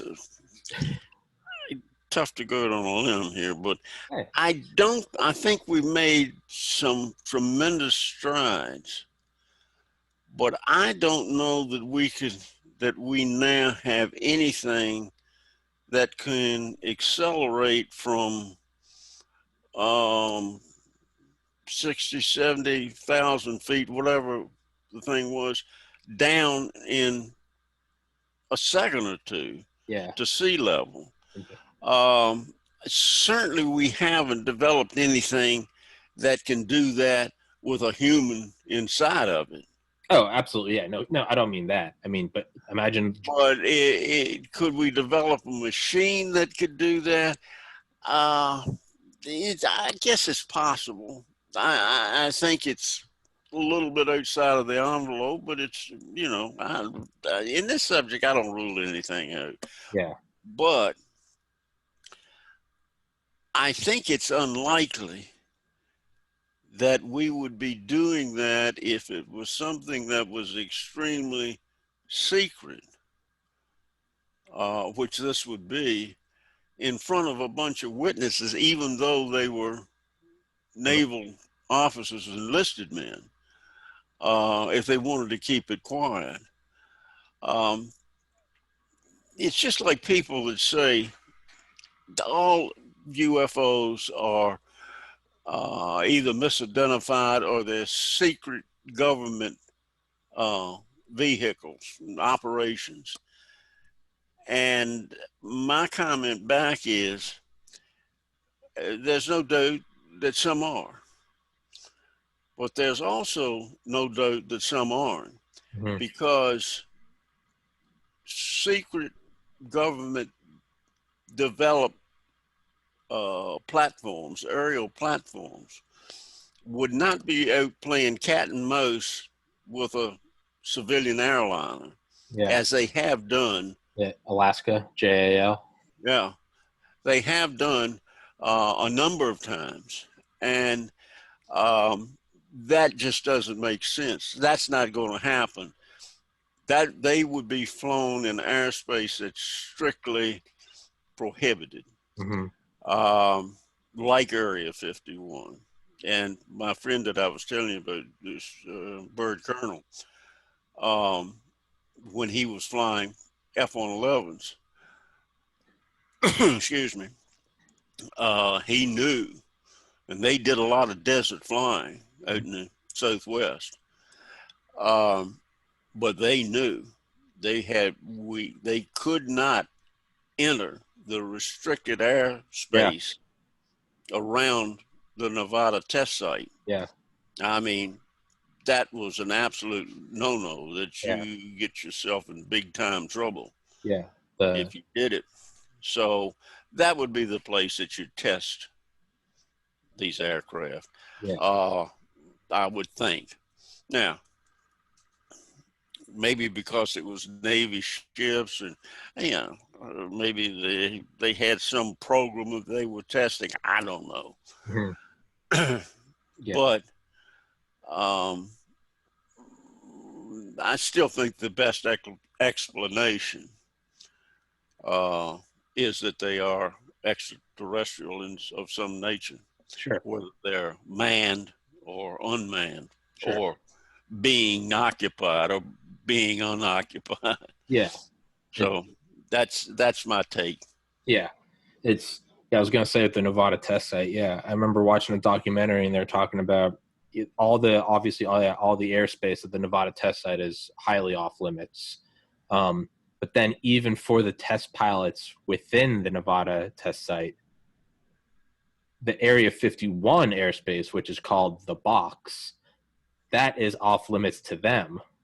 So they say as off limits as the Nevada test site airspace is to civilian pilots, the box is off limits to us. If you they say if you fly in there, you'll be grounded, wings gone, done. So Yeah. that would be the place to do it. But because I want it to be true, my devil's advocate is what. So we've established, right? So we're talking about F-22. Then we can kind of extrapolate that to right our aircraft carriers, our radar, the Spy One radar. We would argue that we're the. Can you still hear me? Can you hear me? Yeah. Yeah. Okay, sorry. I thought you were. So if we know that we're the best military in the world, what better way to test your new craft than to test it against the best? Because if you can beat the best, then you can beat China, Iran, Russia. So why not go take that thing over a strike group, an aircraft carrier strike group? And again, all speculation. But hey, man, why not whiz it around there? And if you can evade them, if you can have them going in circles and scratching their head, then that is, hey, it's great test data, right? Because you can go in and grab all that. It's unlike a normal test flight. There would almost be like a placebo, or there'd almost be like a double blind, like gold standard placebo test. Go do a test that the people don't know is a test, right? It could be, again, that's just my speculation, but it's, yeah, you're right. Why wouldn't we just keep that? Why wouldn't we keep that to ourselves over and put it in Nevada? But I mean, if you think in 1964, right? When was the first SR-71 flight? Late 60s, mid 60s? What was that now? When was the first SR-71 flight? SR-71 Blackbird? 60s? Eh, yeah. I would think it would probably have been in the around 1970, Yeah, something in that yeah. range, because we were flying, We used them over Vietnam. we were flying U-2s. U-2s were, yeah, 50s and 60s. I can't remember when Gary Powell's was shot down. He was shot down May 1st, 1960. 1960. The U-2. First SR-71 flight. Let's look it up. December 22nd, 1964. Okay. Okay. So, No, yeah. My logic is go look at the other technology of 1964, right? So a year and change after JFK died. Go look at the technology of that day, right? TVs, color TVs were, I don't even know if that was a thing. TVs, those were a hot product. I mean, go look at the newest cars of the time. Go look at the phones. Go look at all of that. And then look at the SR-71. yeah. Look at that gap. And now imagine, well, look at what our everyday technology is now. Like, okay, what are we doing right now? We're talking over Zoom. I have a MacBook Pro in front of me with some 10 terabyte hard drives. I have an iPad right here to look up notes. If this is I have a 4K TV right here. If this is our everyday consumer goods, the B2 and the F-22, I don't think are as relatively distant from this as the SR-71 is from 1964 technology. I think what would be equivalently mind-blowing to us would be something like a Tic Tac. That's my argument. Well, you could be right. The Tic Tac is different from other UFO or flying saucers. I love the term flying saucers better than Yeah. UFOs Yeah. because if you're talking about a flying saucer, you're not talking about but and the Tic Tac is really like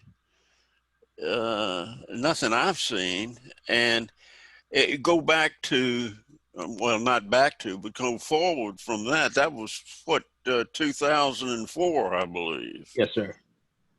And 2012 was the gimbal, and I think that was off Virginia, North Carolina. Yep. And the gimbal is more traditional UFO flying saucer.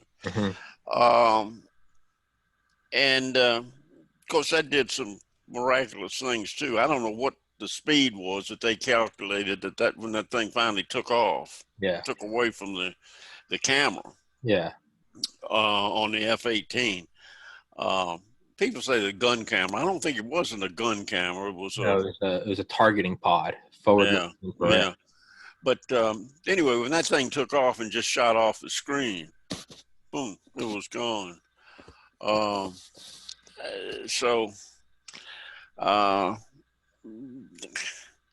again, I guess they could belong to us, but everybody says the people that are supposed to be in the know, like Hal Puthoff now and Mellon, these people say that these things are not ours. Okay. So I don't know, but I mean, they could still be in the dark. Yeah. Yeah.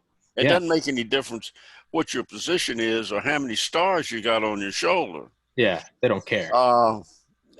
If you're not in the need to know, you're not in the need to know. Yeah. Yeah. And you're not going to know. Yeah.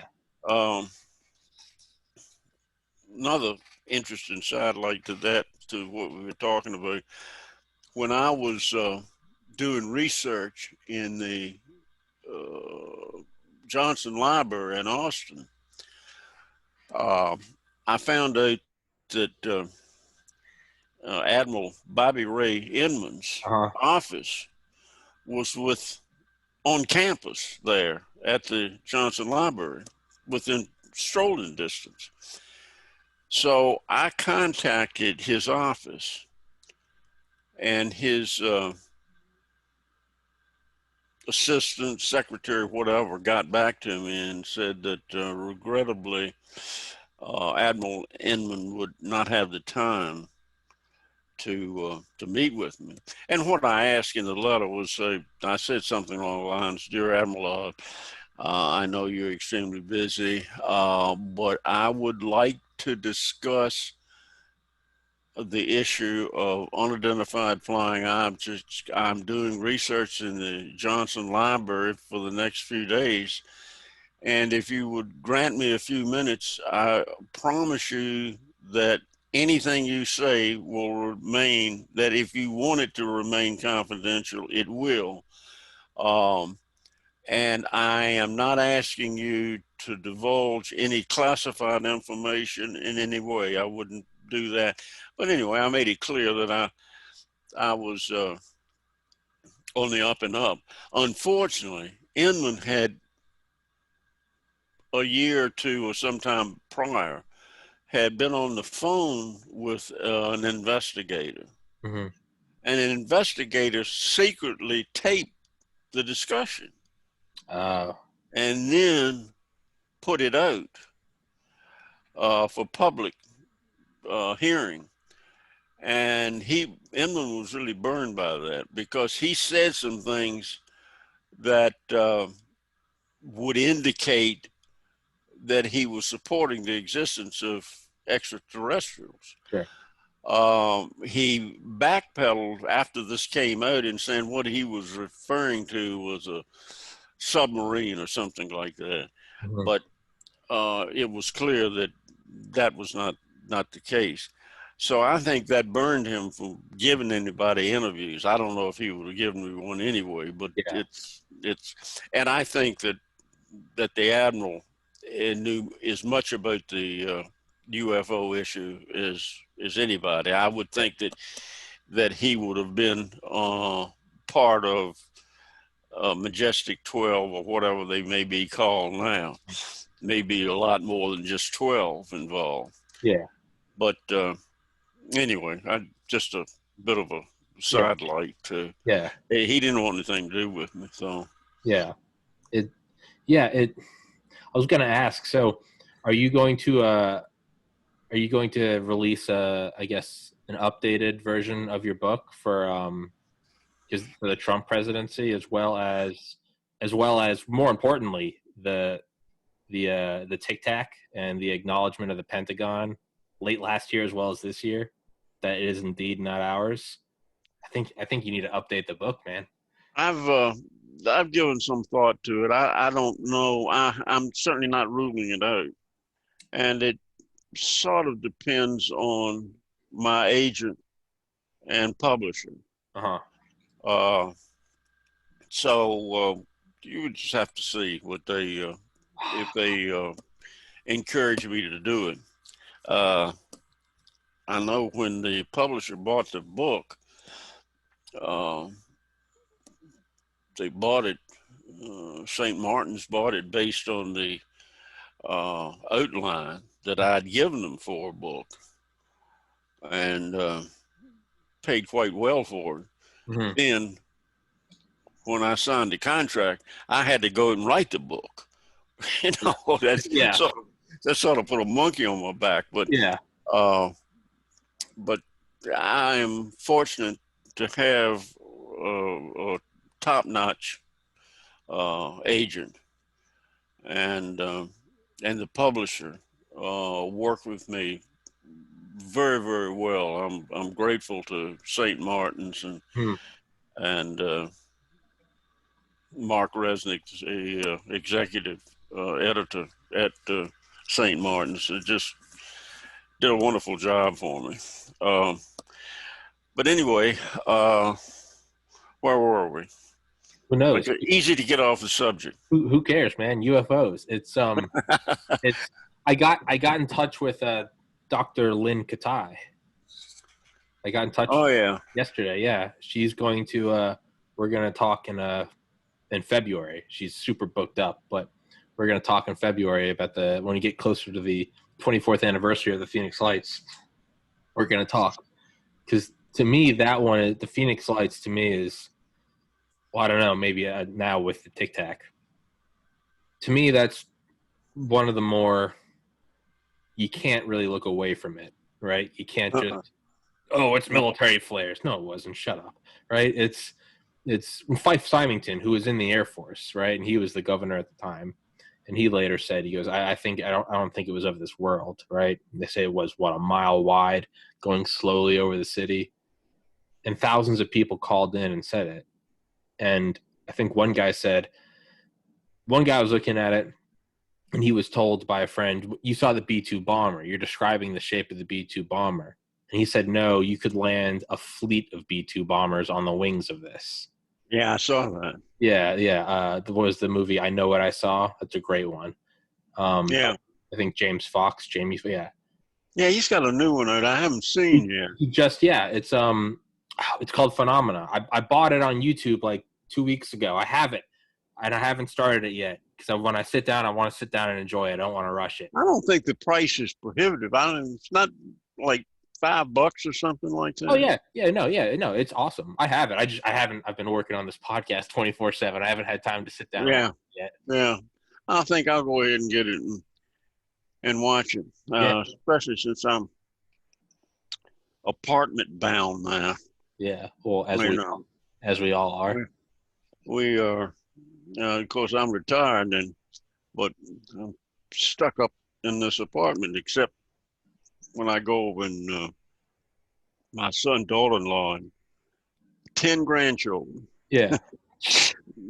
live about 15 minutes away from me here in New Braunfels. And I go there, have dinner with them about once a week. Yeah. But other than that, that's all the going out I do, except to go to the supermarket, and then I just back into the curbside pickup, and they come out and load the car with the stuff I ordered online. And I'm just my age. I don't want to get this stuff. So yeah, understandable. Yeah, it's a changed life. Yeah. I had something that came to mind. Go ahead. I was gonna say Phoenix Lights, but yeah, it seems like if there's ever been a year for UFO disclosure, it seems like 2020 is it. Right? If there's ever been a time for something crazy, it feels like this is it. Well, there's something going on. I mean, why would the government have allowed the Navy to put out those film strips? Yeah.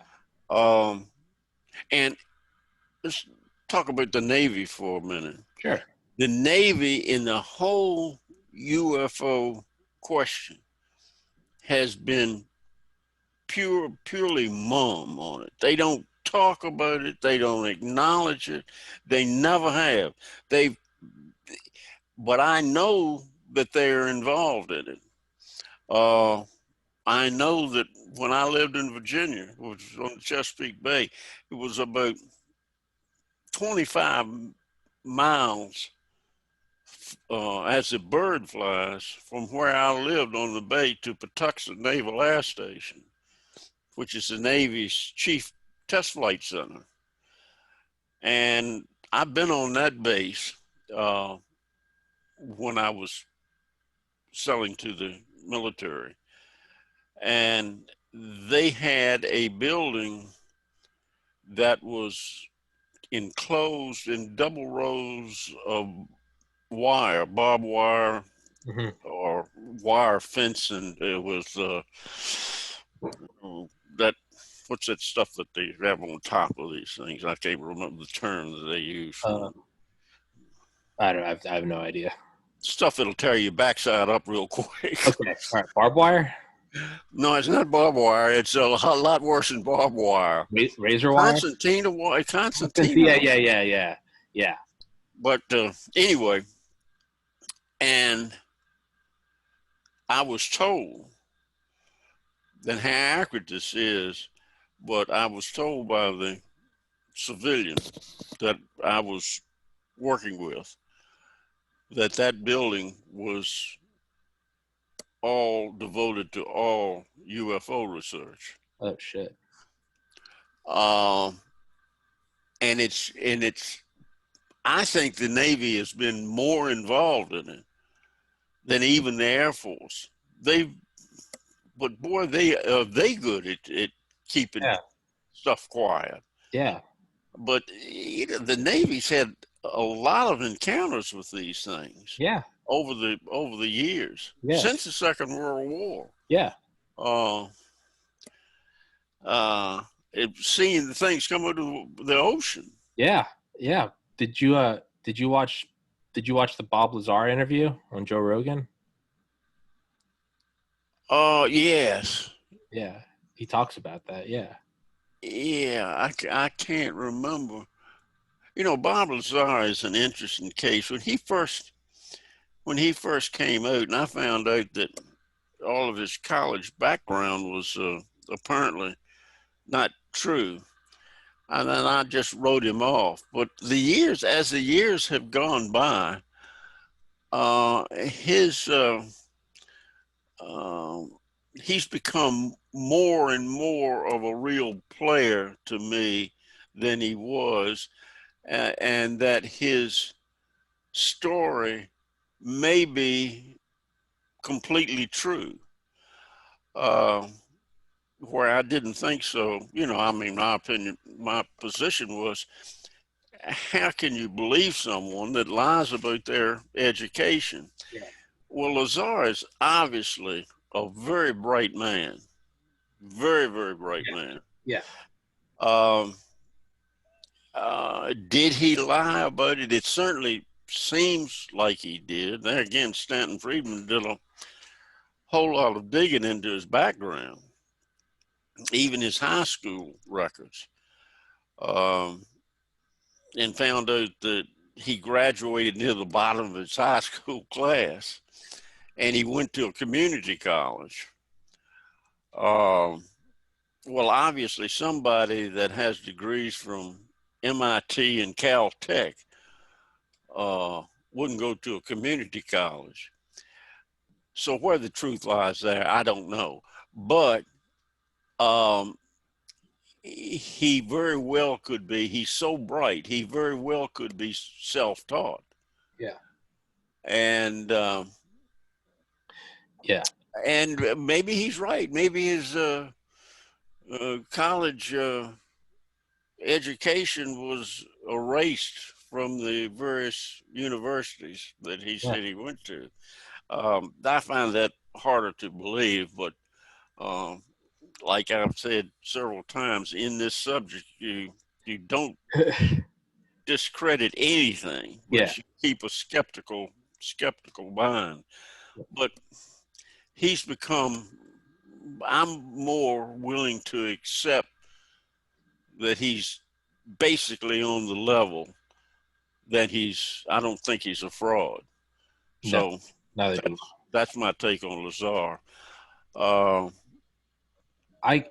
I could very well see him having lied about his colleges, but I don't look at that as some like nefarious UFO cover up. I look at that as maybe that was just a dude lying to get a job, you know? I mean, how many of my friends from college lied about some internship they did, you know? Pad their resume. I'm not saying it's right. I'm not willing to throw out the baby with the bathwater because he does seem too wildly intelligent. And two more things, actually three more things. One, episode 11 of this podcast back in January, Ken Mason, who is a protege under the rocket pioneer Bob Truax, who worked for the Navy. I had Ken Mason on. Ken is in his 60s now. Ken is friends with Bob Lazar. I didn't know that until like halfway through the episode. And he starts to talk. Yeah, they used to go shoot off rockets in the desert. And he's like, oh, yeah, no, Bob's the smartest guy I know. Okay, so that's a weird one. Ken is also friends with Tom Moeller of SpaceX, so he's an intelligent guy. Two, didn't they find Bob Lazar's name, Jeremy Corbell? Didn't he find Bob Lazar's name in a phone book from Los Alamos? Everything else? I know that Stanton Friedman did. Yeah. He found his name in there, but he worked for a contractor called EG&G? something Clark something. But anyway, that's not important. But he worked for a subcontractor. He didn't work directly for the government, which in itself is not unusual. I think that's probably what most of the employees out there work for contractors, rather than the federal government. Yeah, he said he worked for EGNG, right? I can never remember what it stands for. Edgar, was it Germishausen and Greer? I can never remember it. But they were the guys. What? EGNG. What are you asking? What EGNG was? Something Clark. Well, not Clark. I don't know.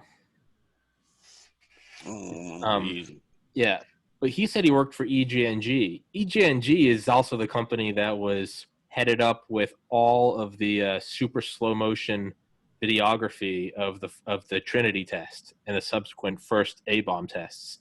So they were given the highest clearance because they managed to make a camera that did like 1 million frames a second in 1945. So I mean, go back to Manhattan Project, if EGNG was given that clearance, say, hey, and they specifically, Annie Jacobson talks about this, said EGNG was specifically given kind of a monopoly on that because they wanted it to be with only one company because they didn't want it leaking out. And apparently EGNG they were the most, they had all all the cracks sealed. They had their company, run like a military base. And so that's why they were given, I guess, freedom to do all the photography of the A-bomb, which is just insanely classified. Maybe it makes, again, speculation, maybe it makes a little sense that EGNG would have something to do with crash retrievals. But the third thing I want to bring up was Commander Fravor, who is also on Joe Rogan. Commander Fravor, he talks about meeting with Bob Lazar when he was on the Lex Friedman podcast. He talks about when he and Bob talked. He said he completely believes Bob. And this is the fighter pilot that chased the deck. He goes, I believe Bob. He goes, Bob is wildly intelligent. I think he's telling the truth. So it's like, if I'm going to believe Fravor, then I have to take his word on his judgment of Lazar, I saw that also somewhere, read it somewhere, saw it somewhere, that Fravor did say that. And that's what sort of shoved me over the fence into believability that Fravor said that. Yeah. I also have a friend, acquaintance, a movie maker, documentary maker that lives in out in Palm Springs. And he was making a documentary on UFOs, a couple of different ones, I think. In any case, he tells me that he was at a dinner with Stan Friedman and Bob Lazar. Okay. And he said that he believes Lazar is on the level. Yeah. After listening to it. Now, he didn't convince Stan, apparently, because Stan went to his grave still doubting Lazar, but which is good. I think it's good to always stay skeptical, which is, Well, you got to be a skeptic. If you believe everything, you're done. You're in big time trouble. You've got to be a skeptic and really look at things closely and analyze them. Yeah. I had a friend, of course, this is in the book also. I had a friend that was older than me by about 15 years, I guess. And at that time, I lived in a little village, suburb of Richmond, Virginia, Sandston. And this friend, I met him when he came and opened up a newly built Sunoco service station. And I was enamored with cars at the time, along with UFOs. And so this guy was a really likable guy. He was a big guy, about 6'3", 6'4", built like a brick, what house. Rick Shithouse. Yeah. And he had been a judo instructor Oh yeah. in the Air Force. And his name was Doug Locke. And so he would tell me about his experiences instructing pilots in judo, and how he came about, how it happened. Went into the Air Force, and he had worked on a tobacco farm. His family owned a tobacco farm. He had worked on a tobacco farm. Now, I don't know if you know anything about raising tobacco, but it's tough work. I mean, it's hard, Yeah. back-breaking work, and he was solid as a rock. Anyway, he goes into the Air Force, and in basic training, you know, you always got some smart alecks. And Doug had a Southside Virginia drawl. Yeah. I guess, you know, people accuse me of the way I talk. Some people think I'm from Canada, but I'm talk like everybody in Central Virginia. Anyway, Doug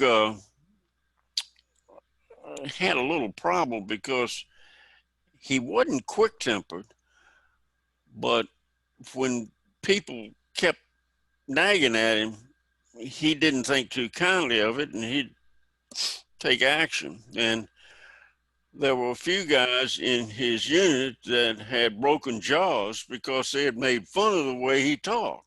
Yeah.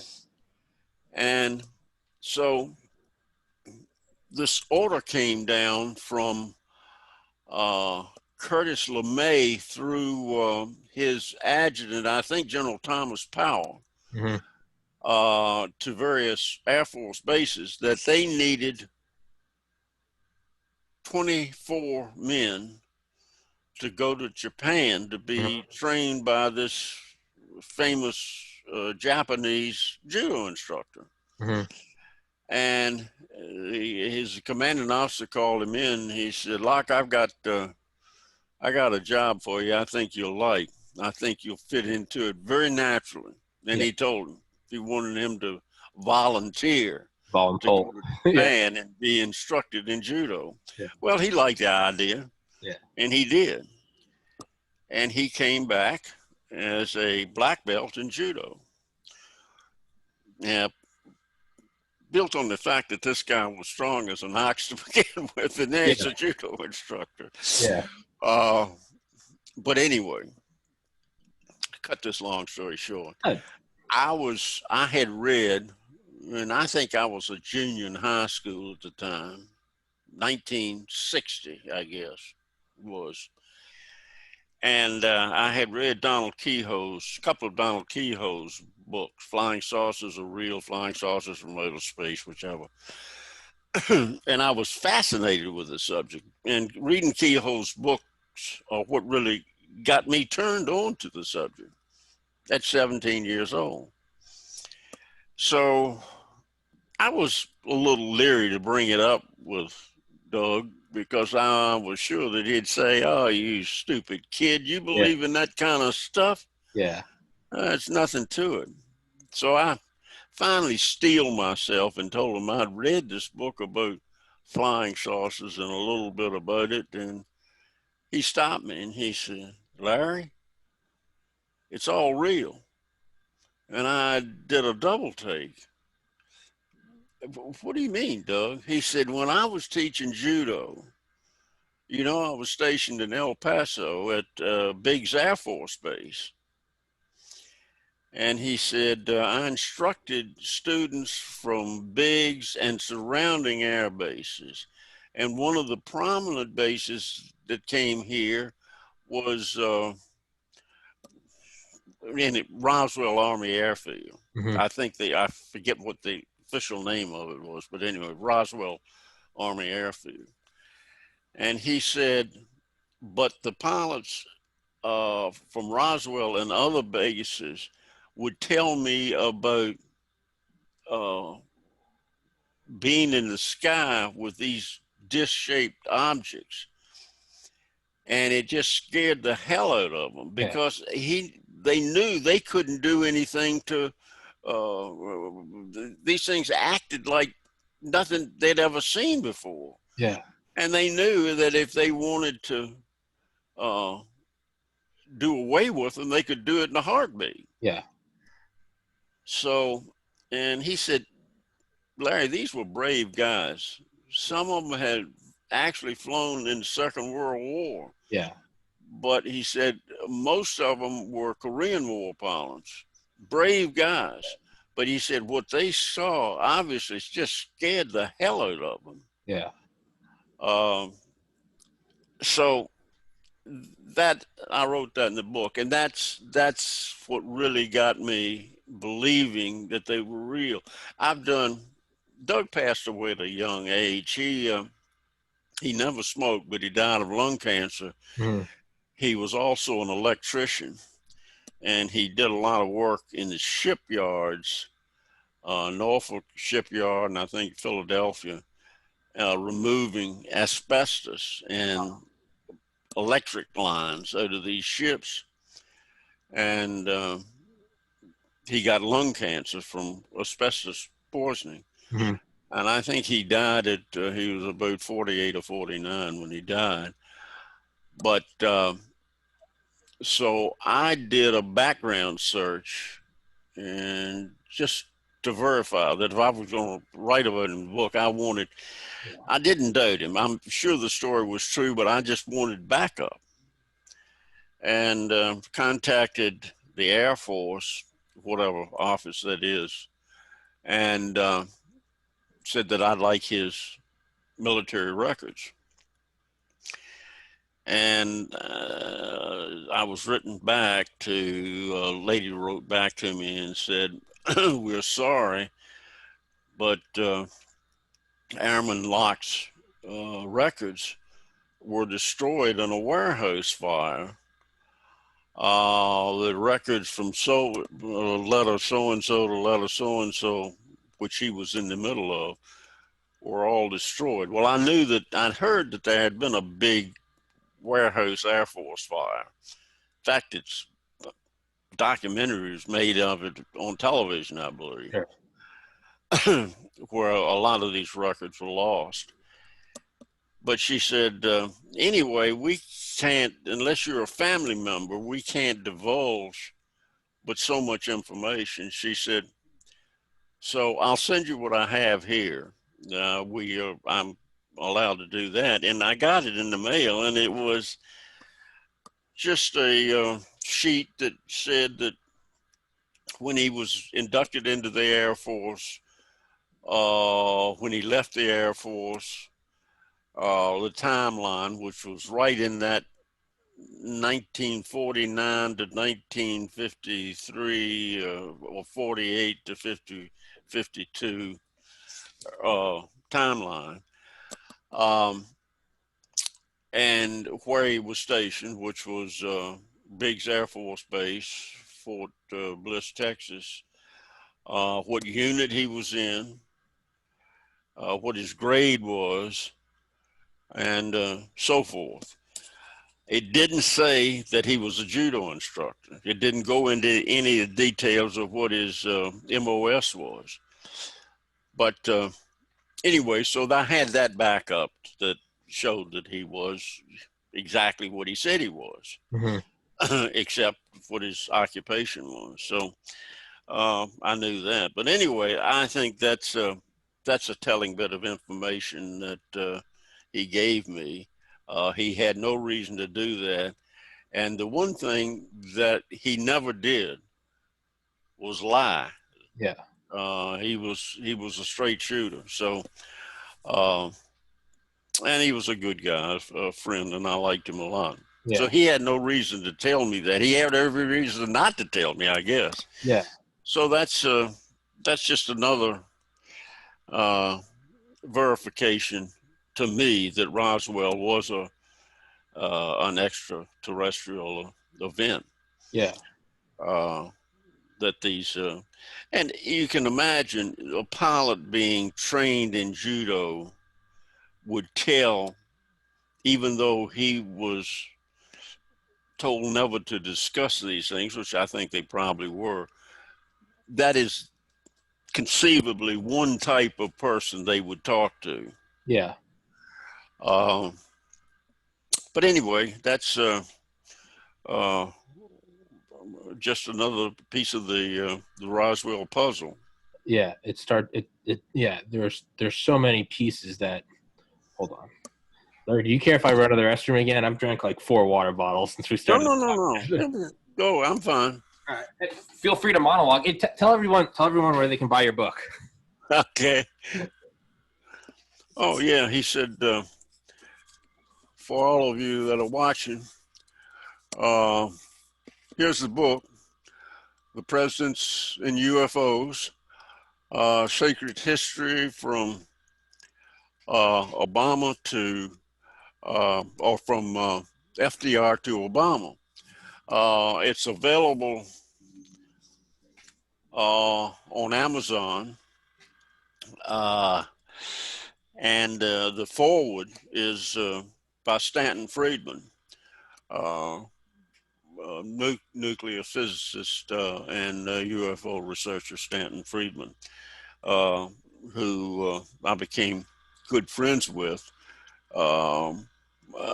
through the Roswell UFO Museum, which I was invited to attend as a speaker and lecturer in 2011. And Stan was always there until he passed away a year and a half ago, I guess it's been. Good friend, good to talk to. He and his associate, Kathy Martin, were there. And Kathy's also a good friend of mine. We're talking about the book and Stanton Friedman, and who wrote the foreword to the book, and what have you. And they can get it at Amazon. Yeah. And bookstores, but probably they'd have to order it through a bookstore, which isn't any big deal itself. But yeah. Amazon works quite well. Yeah. And yeah, I got it on Audible. It's a great listen on Audible.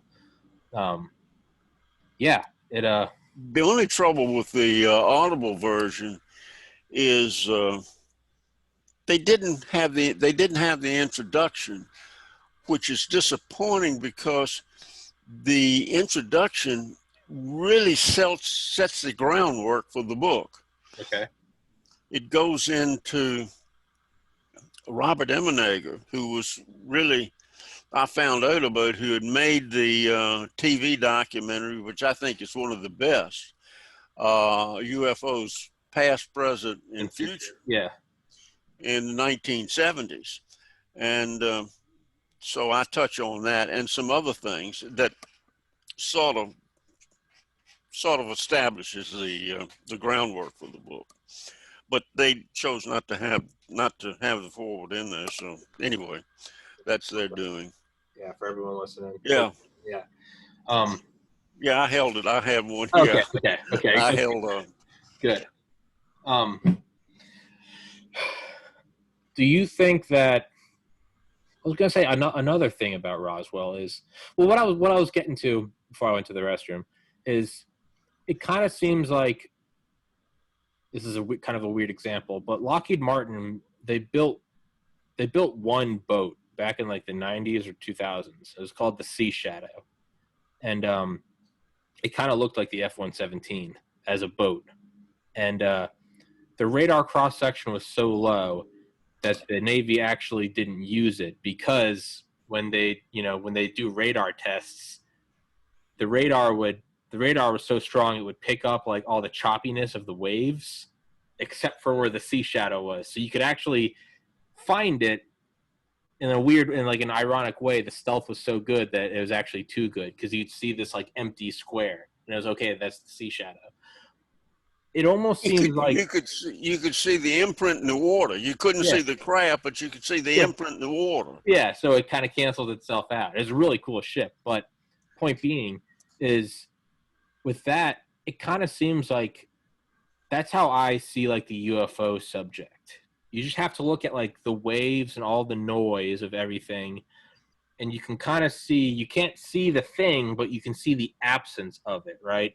You can Yeah. see generals and presidents saying, I can't get access, or, that's where the file ends, or was it McDonald, I'm getting close, I'm on the paper trail. Like there are all these things and they kind of stop right there. But there's been enough from enough angles over enough decades that although none have penetrated, you can almost start to paint this thing by process of elimination. And it does seem like there is some monolithic group or committee or group of corporations or something, but there does seem to be this core that no one can get in. But it absolutely seems like, okay, well, that has to be it. That has to be UFO technology. Like, that's how I look at it, as sort of this black hole. But nonetheless, it seems like that's where it is, right? You can just find little crumbs throughout the decades. Not a lot, but little tiny crumbs. Like Truman said, UFOs, given that they exist, are not created by any power on this planet. Like, why would he say that? Why would, who was it, MacArthur? Or was it Jimmy Doolittle who said that the Foo Fighters of World War II, the little balls of light, he said that they're interplanetary craft? MacArthur said that World War III, well, not the Einstein quote, that World War III will be fought with nuclear weapons and World War IV will be sticks and stones. MacArthur said World War III will be interplanetary craft, and Yeah. he set up the not a lot of people know this. MacArthur set up the interplanetary craft identification committee, I think. And that was General Douglas MacArthur. Like, these aren't no-name kooks, right? Like, it does seem to be that there's this just, I don't know, you can't see it, but it's by its absence you can see it. Does that make sense? Mm-hmm. Yeah. Yeah. Yeah, MacArthur certainly made those statements, and he didn't have to. And I don't know why he would have made them if he didn't have inside knowledge. Uh, on the other hand, MacArthur, I guess, said a lot of things that worked to his that he saw would work to his advantage. So Yeah. I don't know. He certainly wasn't one of Roosevelt's favorite No. generals. No. Um, Truman fired him. huh? Truman fired him. Yeah, and Truman fired him. Uh, so I don't know. There's no question George Marshall knew a lot about him. Um, he was the one that kept Roosevelt Mm-hmm. informed. Um, but here again, General Marshall was the same as Eisenhower, maybe even worse as far as security matters go. Mm-hmm. And for some reason, which he never understood, Marshall just scared the hell out of his subordinates. Mm-hmm. And he really, I don't think he ever understood it, even knew that he did it, but he did. Yeah. He was, I think, in my opinion, uh, strictly my opinion, I think if you look at all the great people in the 20th century, that George Marshall is at the top of my list. Okay. I think that his leadership. I just wonder what would happen in the Second World War if it hadn't been for George Marshall. But I think his leadership was outstanding. He certainly saved Patton's side. Yeah. Probably a number of times because he really loved Patton. Yeah. Why, I don't know, because they were two totally different individuals. Yeah. But in any case, let's see. What have we not covered here? So what I was gonna say is gonna say, yeah, let's. I got one more, topic to hit on. Let's hit on that, and then we'll wrap this one up. I would love to have you on a second time. It's my parents are downstairs, and they said that their internet's not working, so I have to help them. So we can do this one for a little while longer, to my dismay. But yeah, is. Do you think that? And this is pure speculation time. Do you think that we found anything or saw anything on the moon during the Apollo program? I think it's very possible. Yeah. I think it's very, very possible. Um, we went back. I question back up here. I question the fact that when we got there, got on the moon, Neil Armstrong, Buzz Aldrin, and saw extraterrestrials craft, and in some way we were warned off. Warned off, yeah. Why'd we go back? We went back, that was 11, and we went back through 17. You know, why did if we had extraterrestrials telling us to get the hell out of here, off of here, why did we keep going back? Now, there could be a lot more to that story. Maybe they didn't wave us off. Yeah. Maybe they did want us to come back. Yeah. Here again, it's just sure so much speculation in this, and so much that the government covers up. Yeah. But I think it's possible that we saw something. I think that we probably have photographed things on the dark side of the moon. And if there is one or more extraterrestrial bases on the moon, it would certainly be on the dark side. Sure. Where we couldn't see it or them. Yeah, I think that we've got artifacts on the moon, and I think we've seen artifacts on Mars. Yeah, I mean, you have Buzz Aldrin saying the moon of Mars, right? Phobos. Yeah. There's a monolith. That's Buzz Aldrin, right? That's not a nobody. Yeah.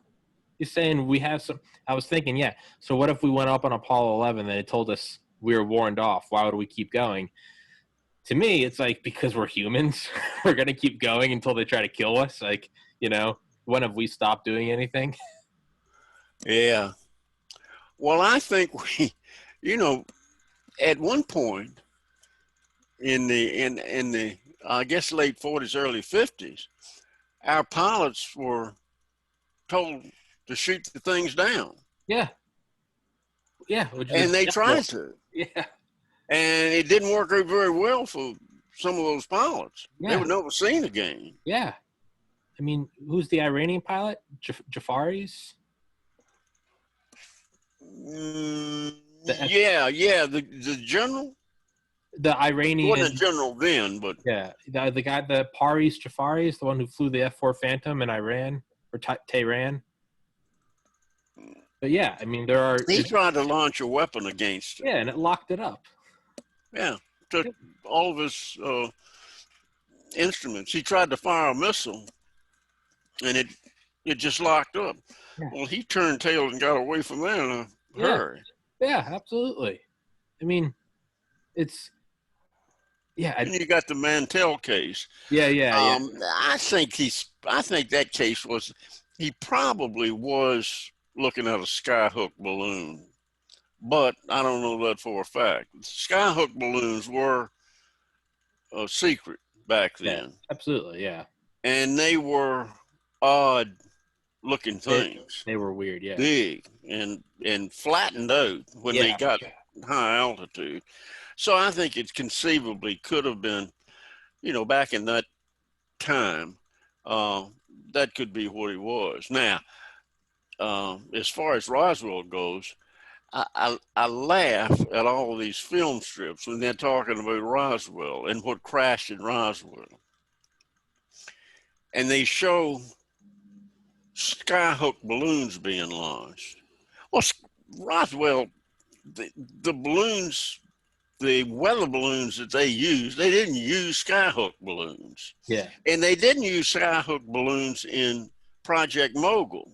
I think they may have, toward the end of that project, they may have used a skyhook balloon or two. But typically, when Project Mogul started, it was a daisy chains of weather balloons. Yeah. With radio equipment attached to them. Yeah. And the radio equipment was pure military, had all the military numbers on it, everything. I was in the National Guard for 8 years, and I was head of the radio section that flew radio controlled aircraft targets. And I know that all the radio equipment we used back then had vacuum tubes, Mm-hmm. and all of the devices were clearly labeled U.S. Army, Yeah. U.S. government, all military green. And Mm-hmm. if it had been a skyhook balloon that had crashed, to Jesse Marcel Sr., that material would have been evident. I mean, it would have been right there. If it was a skyhook balloon, it would be clear that it was radio equipment with that was attached to the daisy chain of balloons. Yeah. On top of that, Marcel Sr. was an amateur radio operator. He Yeah. was a ham. Yeah. And involved in And an MD, right? hmm? And an MD. Was it Marcel that was the MD? His junior was an MD. Okay. Okay. His dad, Marcel Sr., is the one that, Crashed. was the head of intelligence Yeah. for the 509th Bomb Group in Roswell. And he's the one that went to the crash site. So he would have recognized radio equipment from a Project Mogul immediately. Yeah. No question about it. So that's just, one of the many stories that come out of Roswell that just don't make any sense, that it was a mogul balloon. It wasn't a mogul balloon. Yeah. Yeah. It's. Do you need help? No, I need to plug in here, Tom. Okay. Hold on. If you got to go. Do you need help? No, I don't think she does right now. You okay? Yeah. No, we're good. We're good. I was gonna say, so Roswell parties, Jafar.